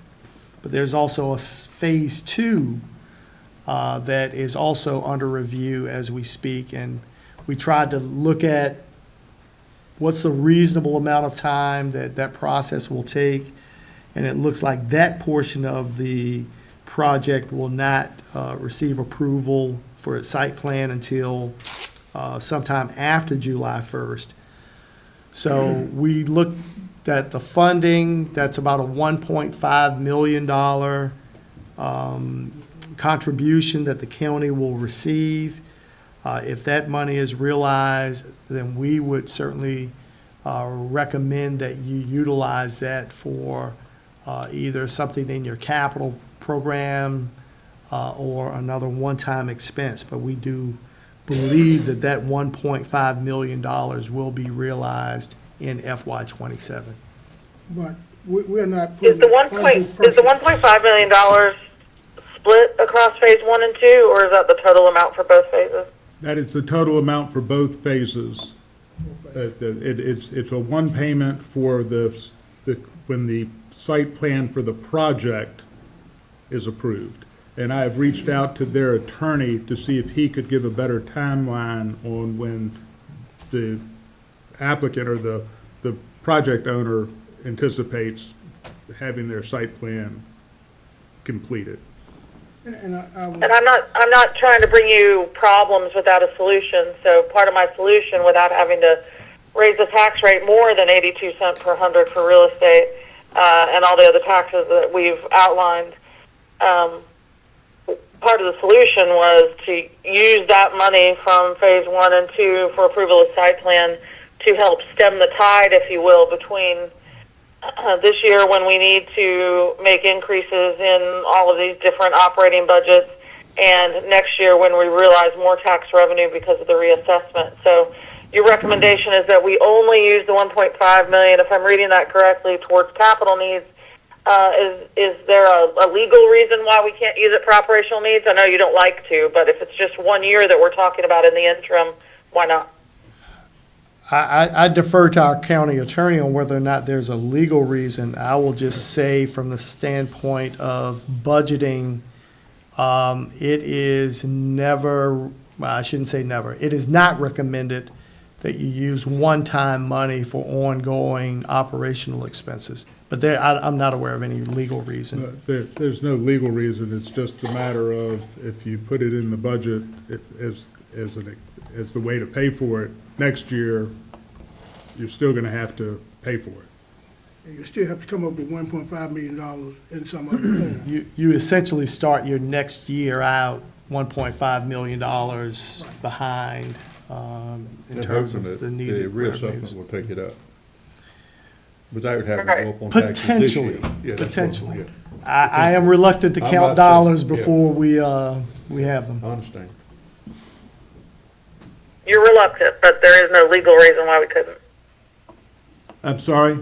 There's no legal. I There's said you're no legal- reluctant, but there's no legal reason why we couldn't. Correct. Thank you. So the next question had to deal with the EDA and the contribution that this board made toward the farmer's market, $1.4 million. That funding is still sitting there. If this board desires to claw that money back or request that the money be provided back, that would simply require a request of the EDA. I don't think that would be anything that would, create any challenges for them. I mean, being what Smithfield has done, I don't see why we're gonna leave it out there now. I mean, I think we could use it better serve our citizens right now. Well, again, there's certainly some capital needs that we could use that funding for. Regardless, it outside should of come the- back to the coffers of the county Yeah, and out of the EDA. Yeah, Yeah. outside of the farmer's market, absolutely. I mean, I'm keeping a close eye on this. The fact of the matter is we need the money now to spend, and I believe, after listening to the public hearing, 2 days ago, whenever it was, et cetera, that this project for a permanent farmer's market, if in fact that ever even makes it into the plan, is years and years down the track. Yeah, we need the money back. Did that money come out of general fund or come out of fund? Fund balance. Fund balance, so go back into the fund balance, Correct. Yeah, yeah, until it's allocated somewhere else. right. So I alluded to this earlier, and again, I appreciate Ms. Roundtree raising this question because I think it provides a springboard for us to, again, get feedback and direction from you as the board on how you want us to proceed with a few things. And this has to do with the school's budget request and what we proposed. If you recall, the school's overall request was like $7.1 million, and I'll use their terminology, not mine, but there was a required amount of roughly $4.6 million that would allow them to still, I think, take care of the bulk of their salary requirements. I recommended $3 million, so there's a difference of the $1.6 million. If that is something that you all want us to go back and to include in the budget, again, we just need some direction as to how you want us to approach that. Do you want us to simply add that to the budget? Sounds like we added some more things tonight with regard to the potential salary adjustments, which would, in essence, require an additional tax increase over the proposed tax increase.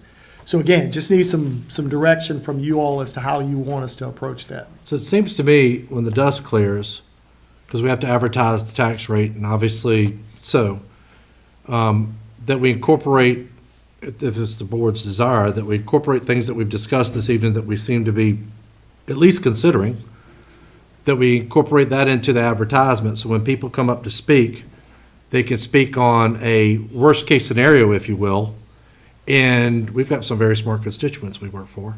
They may be able to come up with some other funding opportunities, et cetera, so on, but at least they know, at the end of the day, if they all come in and everybody says no, they know what they're not getting, or our employees know why they're not getting, because. If you don't put it out there, they'll know. Yeah, and, I mean, I know social media is going to say it's done deal and all that stuff. Well, social media needs to show up for the meetings and voice their opinion, and we will listen, I believe.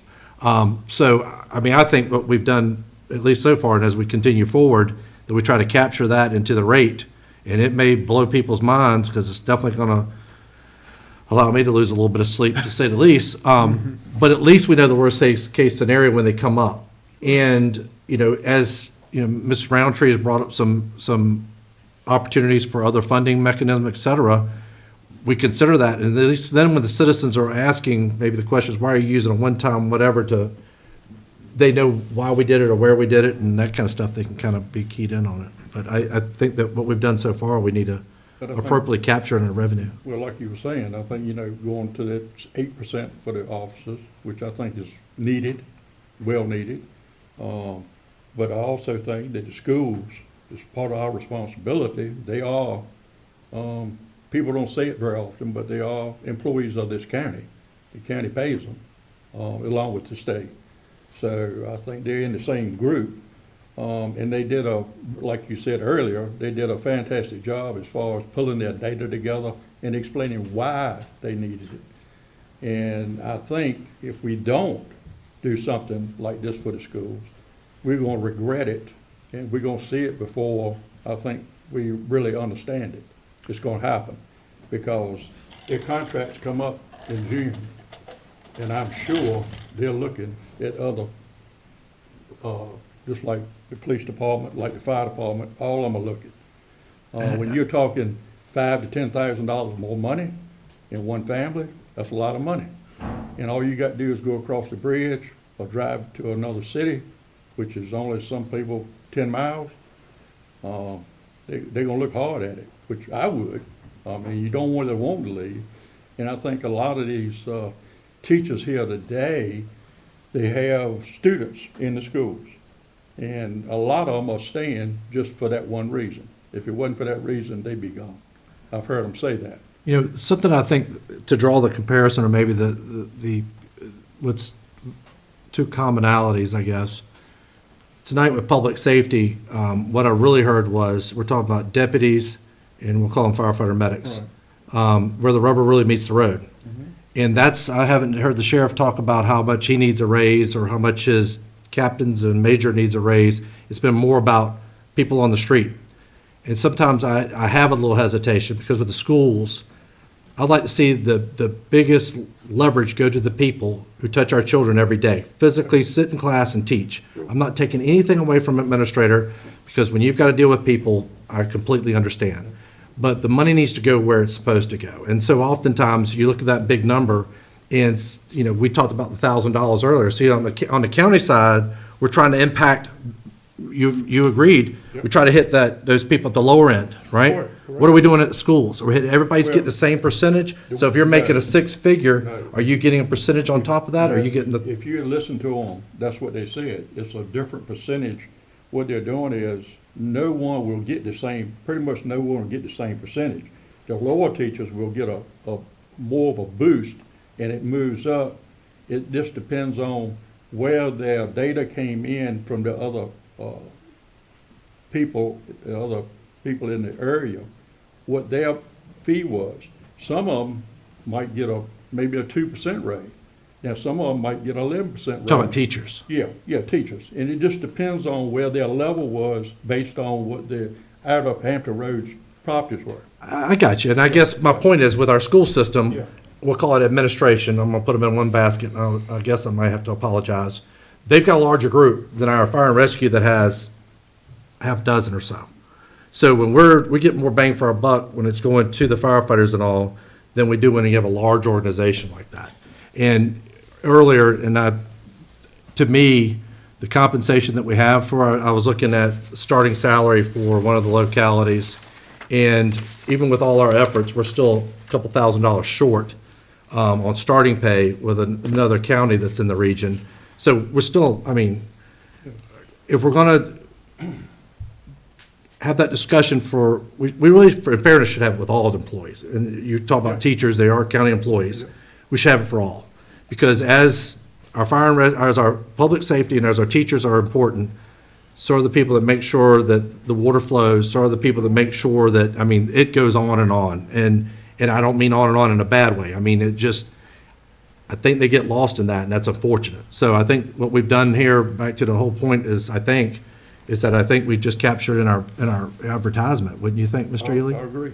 I agree with that. And we'll just take our lumps, and hopefully our constituents will come up with some good ideas for us at the same time. Let's just figure out what it's gonna come to, and let's figure out what we can do to make it work. Because, I mean, like you say, we got some, like Ms. Roundtree said, we have some revenue that possibly could be used. Not necessarily it's the best thing to use or the best, but at this time, it might be a good thing based on you have reassessment coming next year. So, and like you said, there's no guarantee, but it is what it is. So, and like you talk about reassessment, Ms. Roundtree and I spoke briefly about it today. You know, the last reassessment, it was fortunate that we hadn't already started banking on spending that money before it came. We lowered the rate with the idea that we knew that it wasn't going to be able to stay there. I mean, we wanted it to, but just the cost as you've got in this documentation. And some of the documentation that we have here, is public able to see some of that? Or can we get it to where they could see Yeah, it? we can make that available to everybody. But as absolutely. we progress, we knew it was going to be more expensive. And I think our average over the last 10 years of cost of doing business in our county, or running the county, has been about 6%, 6 and some change, Probably. which I think the average has been 9 to 10 in the state of Virginia, which is, that's tough. Now, that being said, might be some of the reasons why we're dealing with some of the issues that we're dealing with tonight. But on the same token, I think that's always, at least, been the vision that I've seen in the county, is that every penny, we kind of Yeah. make sure that it goes the right place. Yeah, no question. We have attempted to be frugal, and sometimes it comes back to bite you, but that's been the intent throughout the years. And thank you, I appreciate that feedback. So the next item was a question about some of our capital items, two in particular, Lawns Point Transportation Project and the Nike Park Gap, with regard to the alignment of those projects with your strategic plan. So Nike Park Gap is in alignment with Goal 2, specifically 2.9, which talks about trails that can connect through the Rails to Trails and the 757 trails, which is more of a regional effort. But Isle of Wight's part of that, or Isle of Wight's trail network, would also be a part of that overall network. The other is with regard to the Lawns Point project, I would note two things. One is that is in alignment with Goal 5, which talks about community resilience and quality of life through strategic investments in infrastructure, including transportation solutions.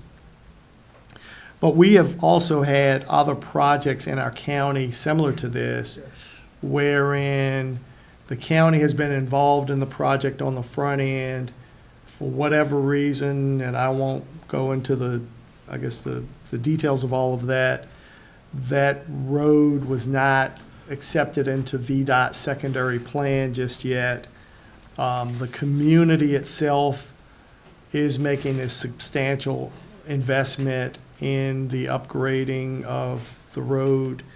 And what we're trying to do is utilize stormwater funds to address the drainage issues that have been exacerbated by the road not being accepted into the system and build out occurring along that road.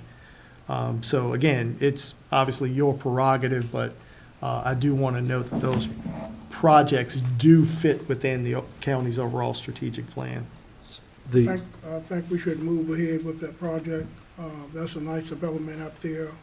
Those people pay a tremendous amount of real estate taxes, and it really won't affect from what I see, the actual operating budget, because it's coming out of the stormwater fund. Correct. So the funding for that will come out of stormwater and not capital? When I say capital, I'm sorry, I No, said that wrong. But that's But- correct. So if you recall, we have a stormwater fee. Right. And over the years, we've been able to accumulate a little bit of a balance as it relates to stormwater for larger scale projects like this. This project had been on our radar for a while in terms of trying to come up with solutions to address some of the issues. It's twofold. You got pavement issues, but then there's also drainage issues. Again, not to get too deep into the weeds, but through, I'm not sure if it was a settlement or a lawsuit. It was a lawsuit between residents and the developer, and the county was on the sidelines because we were holding a surety bond that was inadequate. And they reached an agreement where that bond was surrendered to the county, but with the understanding that the residents were going to have skin in the game as well to in addition to that bond money, and that we would assist in the fact that we have staff that has expertise in dealing with VDOT but that we would be assisting, much like we did with Batiste Court. That's what I was gonna ask, because I was in a consistency and fairness in Ashby subdivision, we had that same type issue where the county had to step in and, we'll call it manage it, if you will. That's a good Right. term. Yeah, there've been a couple of situations where we've had to That's what do came to that. mind. Yeah, but you're right, exactly. So just a clarifying question, that entire amount budgeted for the Lawns Point Road and sewage drainage project comes from the sewer fund, Stormwater. So there's stormwater? just over $1 million would come out of the stormwater fund. And then I think there's roughly almost I think 700,000. it's in excess of 7. Yeah, that would come from The the settlement and the residents of that community. So the bond, the money that was in the bond that was not enough, the county's still holding some of that money, or has that already been spent? It is not, it's Okay. just, there's, that's just earmarked for Lawns Point. So the stormwater fund makes up it's the funding arm on this, which has a interesting criteria to use that money anyway. So if it's the bill, if you will, and between that and the settlement money and all that, it would be funded Correct, and not come out of general capital money. correct. Correct. Gotcha. So 1 million from the stormwater fund and the 700,000 would come from the bond settlement. Correct. Settlement, and I believe the homeowners association is also contributing to that That's pretty 700,000. amazing. Yeah, I would just be interested in the details of how much is coming from the homeowners association. What I want to avoid is the county stepping in and having to cover the cost of a developer dipping out of their responsibility. And this is so she was saying that, well, you probably heard it, so I think she's right, and we talked a little bit about this. The idea is that our citizens see how this was funded, because it may come across as, y'all did their road for Lawns Point out of your capital or whatever you did it out of, and there's more to it, I guess is. Yeah, there's a lot more to it, yeah. Very, very simply, that before I was here, before Mrs. Ring was in her position, the bond did not have an escalator or a review, so the bond stayed static, the cost grew, and had this been an ongoing development where we had the developer in front of us, we could have still forced his hand. They own nothing in Isle of White County. They were just like, we're surrendering the Yeah, they walked bond. away. Good luck to you. There's nothing else to be had, and so unfortunately, and I guess the takeaway from that is, we have a much more robust surety review that has requirements for escalator, or review and upping the bonds on an annual review. So we have, hopefully, will not have that happen again. That same thing that happened at Batiste Court. The developer was gone, the roads weren't finished, and there was just a old bond that was just sitting there with no review on it.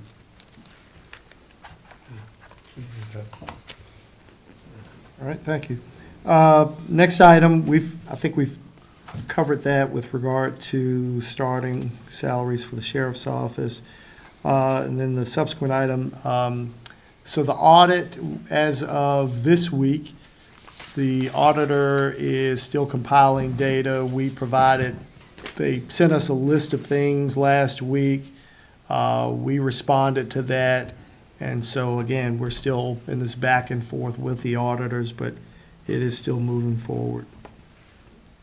John, have they given you an estimate of what the end of year surplus is going to be?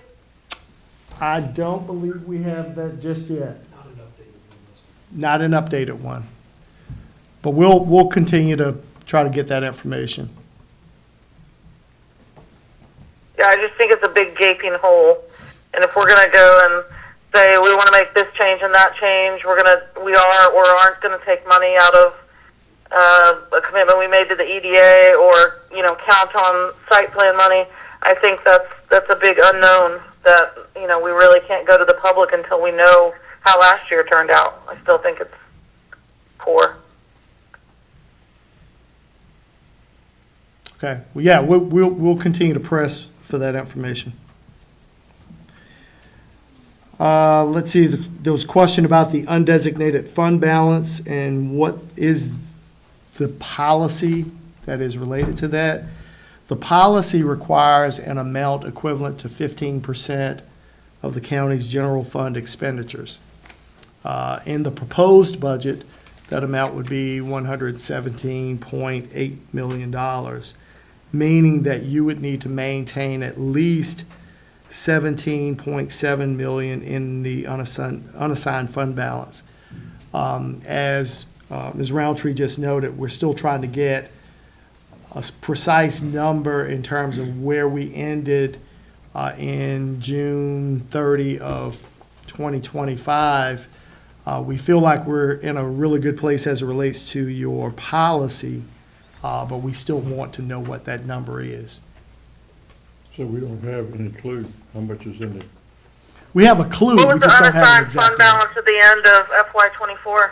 I want to say it was like in the 28, 29 million range.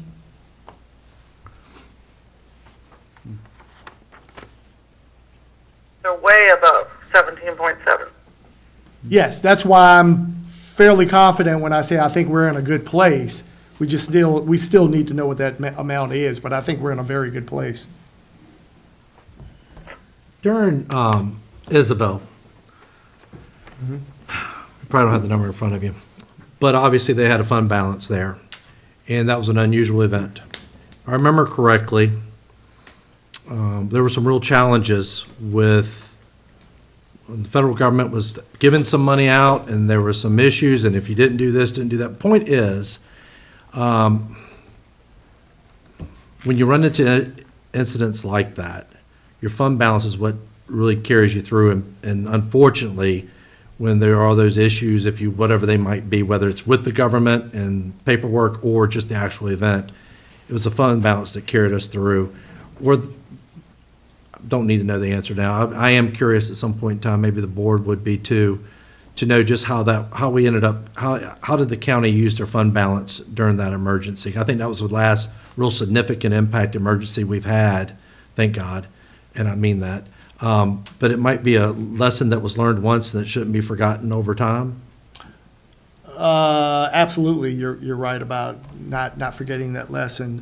Fund balance was critically important to us back then, and I'm not going to give you a long Right. story on this, but just to suggest that one of the huge impacts that we had in the aftermath of Isabel was debris management. And obviously, everybody was counting on FEMA funding to reimburse us for the cost of that. But you had to front fund debris management, which was extremely expensive, and that FEMA funding didn't get back to us for quite some time. And so if we had a similar event, I suspect there would be similar circumstances where we, the county, would have to front fund the bulk of the response, and then hopefully receive some type of reimbursement. But that reimbursement could be 2-3 years out from the time of the incident. So no, you're exactly right. And I think our policy probably covers that amount. I'm not saying that we necessarily need the amount that we have there. Yeah. But I think that would be an interesting history lesson to all of us that we weren't involved in that aspect of this government at all at the time. Yeah, and if you recall, there was a time not too long ago that the policy was 10%, not 15. Right. You actually increased the Percentage. amount of fund balance. So from my perspective right now, we're sitting on almost double in the unassigned fund balance of what our, policy is. And as a citizen, I know I liken it to the fact that I don't keep 5 cars in my driveway with only 2 drivers, right? And so, my point is there. I think we will all struggle to keep the tax increase and the rates, at a moderate amount to cover what we need, and not to continue to pad and grow our unassigned fund balance to double what we say our policy is. So fundamentally, I agree with you in terms of that perspective. Here's the one thing I would make sure that I pointed out, because right now we're talking about the operational budget. At a very near work session, we're going to be talking about your capital needs. And that's where that fund balance may very well come into play, because you're going to have significant capital requests and expenditures over the next couple of years. Yeah, I entirely agree with that. I'm just saying that to meet operational needs, if there's no legal reason why we can't, again, stem the tide between now and the reassessment, why we can't use it. I'm still struggling to find the point on that.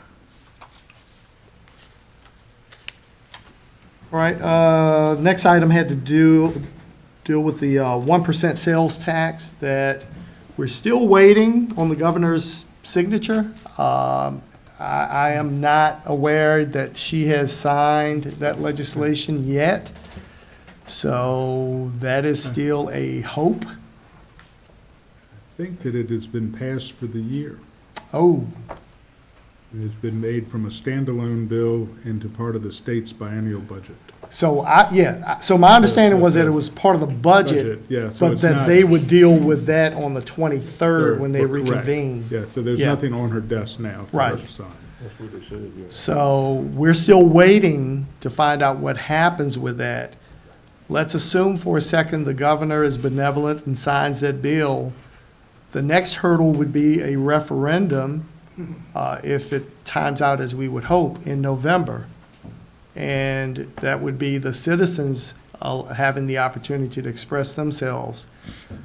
So there's no guarantee that that money would be in place anytime in the near future. But optimistically, if we were able to get approvals, then that money could potentially begin as early as January 1st. So if we annualize the estimate, it would be about the same as your sales and use tax is currently, which is 1%. And our commissioner estimated that that's potentially $4.7 million. If you recall, the number was going in the wrong direction, but we still could hopefully get somewhere between $4.5 and $5 million with regard to the sales and use tax that could be used to offset or spend or buy down rather some of your debt as it relates to schools. That would not only benefit us with regard to debt service, that would benefit us with regard to the impact on your tax rate. On the same token, far as when this comes before our constituents for consideration, all of us rather, the timing of it, you end up advertising a tax increase that's relatively substantial, and then you have a referendum in front of people that says you're going to tax me again. And that's just going to be the perception, No, whether that's it's very But I think astute the observation. point is, a year ago, when we were flat, doing 85, not 85, staying standard from our tax rate, probably would have been maybe, possibly, relatively easy. But I think on the heels of a proposed budget like we've got, it may not be so well received. I hope that it is, because it allows other people to help pay for the schools and not just people that are in real estate. But I guess we'll have to wait and see, right? Yeah, no, I think that was really a really good observation. It will not be as easy as it would have been when we first started down this path. And I have to say it again, I was taken aback when I spoke to some of other elected officials from Northern Virginia, that when we were trying to get this passed a year or two ago, I don't know, we remember, doesn't matter which year, it wasn't this year, they went to their elected officials and pushed against us getting this. So I'm not so sure that that push may not still exist with our governor. It obviously made the hurdles on the House and the Senate, but on the same token, I'm not so sure that somebody's not in her ear on why, and it's an interesting concept of why we shouldn't have the same ability that they do for our constituents to figure out how to pay for their schools. But anyway, I don't know that it's over. Well, what I like about the 1% sales tax is we spend so much time and energy in promoting Isle of Wight as a great place to visit, right? And as a tourism destination, a day trip, a weekend, away, etc. I think, like you just said, Supervisor Acree, it allows other people to help us pay for the replacement of West Side, rather than just saddling all the residents with it solely. Yep, absolutely. And the last thing I had was, and I can take another shot at it tonight, or when Ms. Roundtree's back, maybe we can have a conversation. But this had to deal with the delinquent tax. If you recall, in the proposed budget, we had noted that we anticipate a reduction in the revenues received attributable to delinquent taxes. We have anticipated or proposed that reduction partly because we believe that the forecast last year was a very aggressive forecast that is likely not going to be met with regard to the request or the anticipated delinquent tax collections.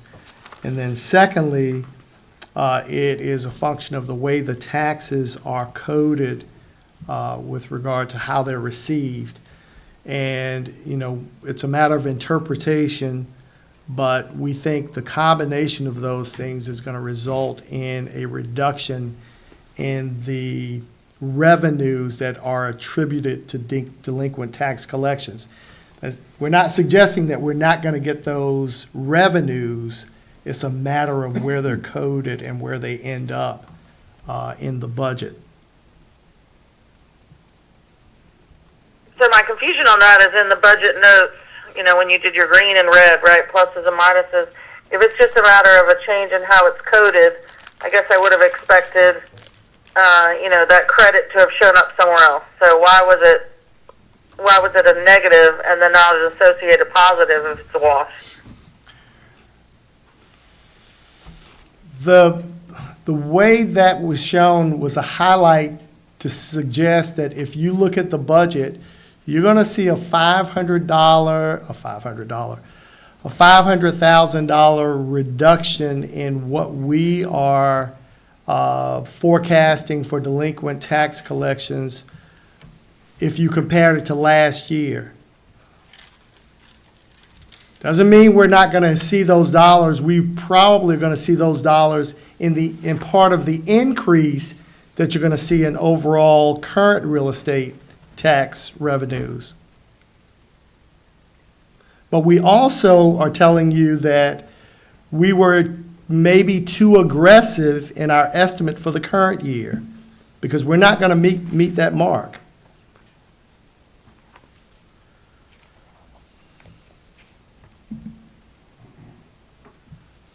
Not sure I answered your question or helped you with that. Yeah, I'm still having trouble reconciling it, so I won't bore everyone else. I'll get with you later. All right. So at this point, Mr. Chairman, I'm kind of at the end of the sheet now. There may have been questions that we either did not answer fully or questions that you all have tonight from the conversation with regard to personnel that we need to go back and do a little bit more homework on. Again, caveat is we've still got some stuff in this list that we're still working on, so. What I would like to know, we have talked about personnel issues, sheriff's department, talked about school. What would the tax rate have to be to give the people what they ask for, including other county employees at the same time? So we're going to come back to you with that information. I could guesstimate what it is, but I'd rather come back to you with actual Right, okay, that's what. legitimate numbers, but yeah. Suffice it to say, it's going to be higher than the 82% that I initially thought. There's also one other line on this document, because I was sent pictures of it, thank you for that. about the data center rate, Oh, tax yeah. rate. I'm sorry, that wasn't, I guess we didn't take that as a question as much as a comment. Was there a specific question? Yeah, I mean, again, like I stated last Thursday, we don't have even an application for a data center, but I would like to establish, if it's legal, establish a data center tax rate. It can be anything below your personal property tax rate of $4.50. And why is that? Why does it have to be below that? It can be anywhere from $4.50 to down. If you don't have a data center tax rate, it's going to be $4.50. You can't go above that. That's the max for personal property. Okay. So that's considered personal property. It's personal So in other words, property. right now it'd be 450. Anything else we would do would just bring it lower. Correct. And Mr. Gwaltney and I had a brief discussion about this. There are some rules from the state level about what the valuation of the computers are to start with, as opposed to 100% valuation. It's some reduced value. I've looked at several communities, mostly in Northern Virginia, that have them, and some have it set exactly the same as their personal property. Some that have really courted data centers have a much lower tax rate. And then out on the southwest end of the state, and I don't know the name of it, but it's the equivalent of our EV-RIFA. Dickerson County and a number of other counties got together, and the communities that make up that RIFA set a tax rate which is the lowest in the state at 24 cents. I assume trying to bring data centers to their location. How about it, Mecklenburg? You're very close to us. I don't. You've got a pile of them. I can check. I mean, we can check. Supposed to be the largest in the United States when they get finished. Uh, From South Hill. And has any locality in Hampton Roads set a data center rate yet? I think Suffolk might have. I'm not sure. I don't We think can so. certainly check on that. I don't think so. I haven't heard them say. Thank you. That's what I was wanting. That was what I was wondering with that point.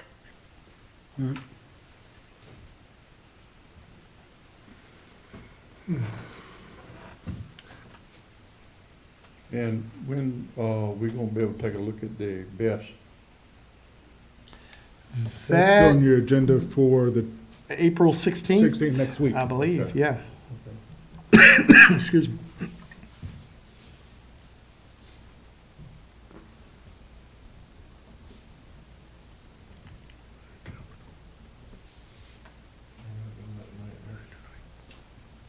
So with everything we've kind of discussed this evening, there's a couple of things in my back, when, during this budget time, sitting here that kind of just are in the background of my thinking continuously, that caused me some concern.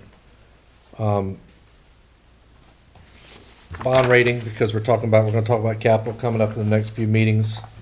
Bond rating, how we make sure we stay in a good rating. But today, talking about personnel, collective bargaining in the state of Virginia. Where are they at on collective bargaining as far as, I haven't looked at it lately to see where we are. I have not See a heard. union shirt in the back, so we may know, or maybe some other people know some stuff, but Yeah, I've not heard that the governor has signed that legislation yet. There's still, I think, a lot of prevailing thought that she is going to sign it. Yeah, everything that we talked about tonight, I don't want to say it goes out the window, but you're going to add that on top of everything that we've talked about tonight. So the challenges don't go away. so, and that's exactly, my thoughts here are, we work hard and our constituents, maybe they come in and say, well, maybe they're supportive because they see the need, they see what, you could end up next year this time, or within the next 24 months, having a group of employees dispute their pay, and it go to the panel up at the state level, and the state says, yep, pay them. and there's nothing you can do other than pay. So you can just go up on the rate on top of what we're gonna already do. Or it could be benefits, Uh, but there's a cost to it either way. Cost associated with both. Yeah. Yeah. Some of the things that we did not discuss this evening, may I? Sure, may I, Mr. Jefferson? And we don't have to talk about it right now, but we didn't talk about some of the, I don't remember seeing it, benefits that we give our employees, such as, or maybe it would be good for all of us to see it. What do we pay when a retiree leaves for sick leave, vacation? What benefits do they have as far as sick leave? I see the emails from time to time where people are sharing leave, et cetera. What the options are maybe there that would be good for employees.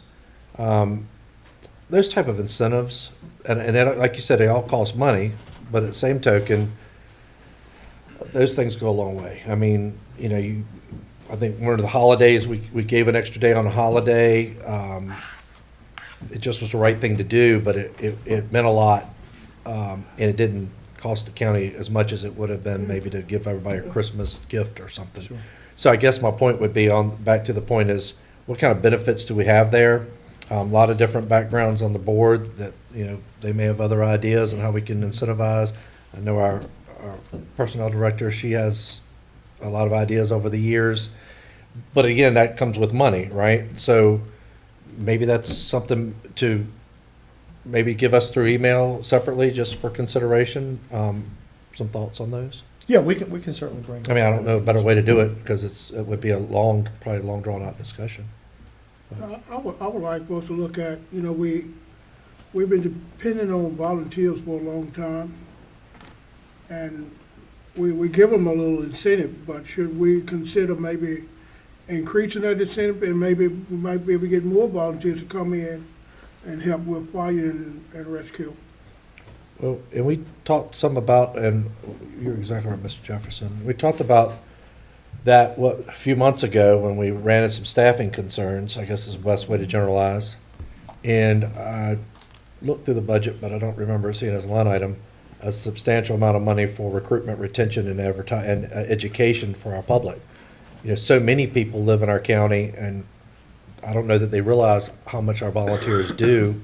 And I am talking about first responders right now, not to take away from fair committees and et cetera, so on. But it's interesting when I hear people talk about what they don't get, and I think about how many men and women get up at 2 o'clock in the morning, get in their pickup truck, and go save life and property. And that allows our paid people to work in a better, safer environment, et cetera, so on. So I don't know how we kind of add that to some part of it, but incentives, and I think, again, we're missing the mark and opportunity. I hear some departments are having an increase of volunteerism. That's wonderful. But I think our citizens need to get an idea, because as we see different entities of our county government come forward and say we need when we need, not saying they don't need, but just realize that when your volunteers stay home one day and all of them stay home, the cost of doing business is going to increase substantially. We already saw the increase on public safety over just the last few years.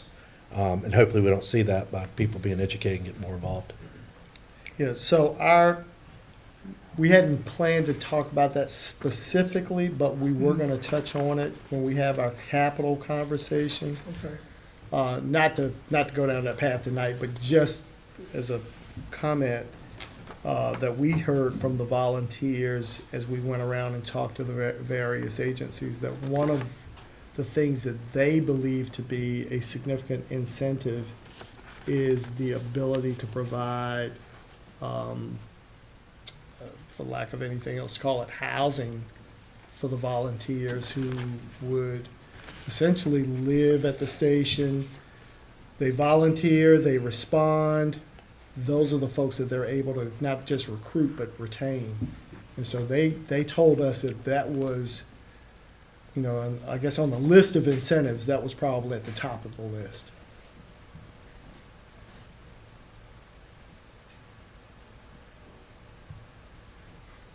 And we could talk about that, because that could be costly. I mean, to have the housing needs for the people, depending on how many in the state. I think they're talking about, as you know, the live-in live-in program. programs Yeah. and Right. having the bunk rooms, et cetera. And again, that would be a good educational component because there may be citizen students, et cetera, in our community that would be a wonderful addition to our volunteer force, but they don't even know it exists. Right, right. And we have limited opportunities right now countywide, so. Right. Okay. All hearts and all minds clear? You want a motion for adjournment? I'll move. Mr. Ely, Yes. Mr. Garner. Yes. Mr. Akers, Yes. Ms. Roundtree, Yes. Chairman Jefferson. Yes. Adjourned.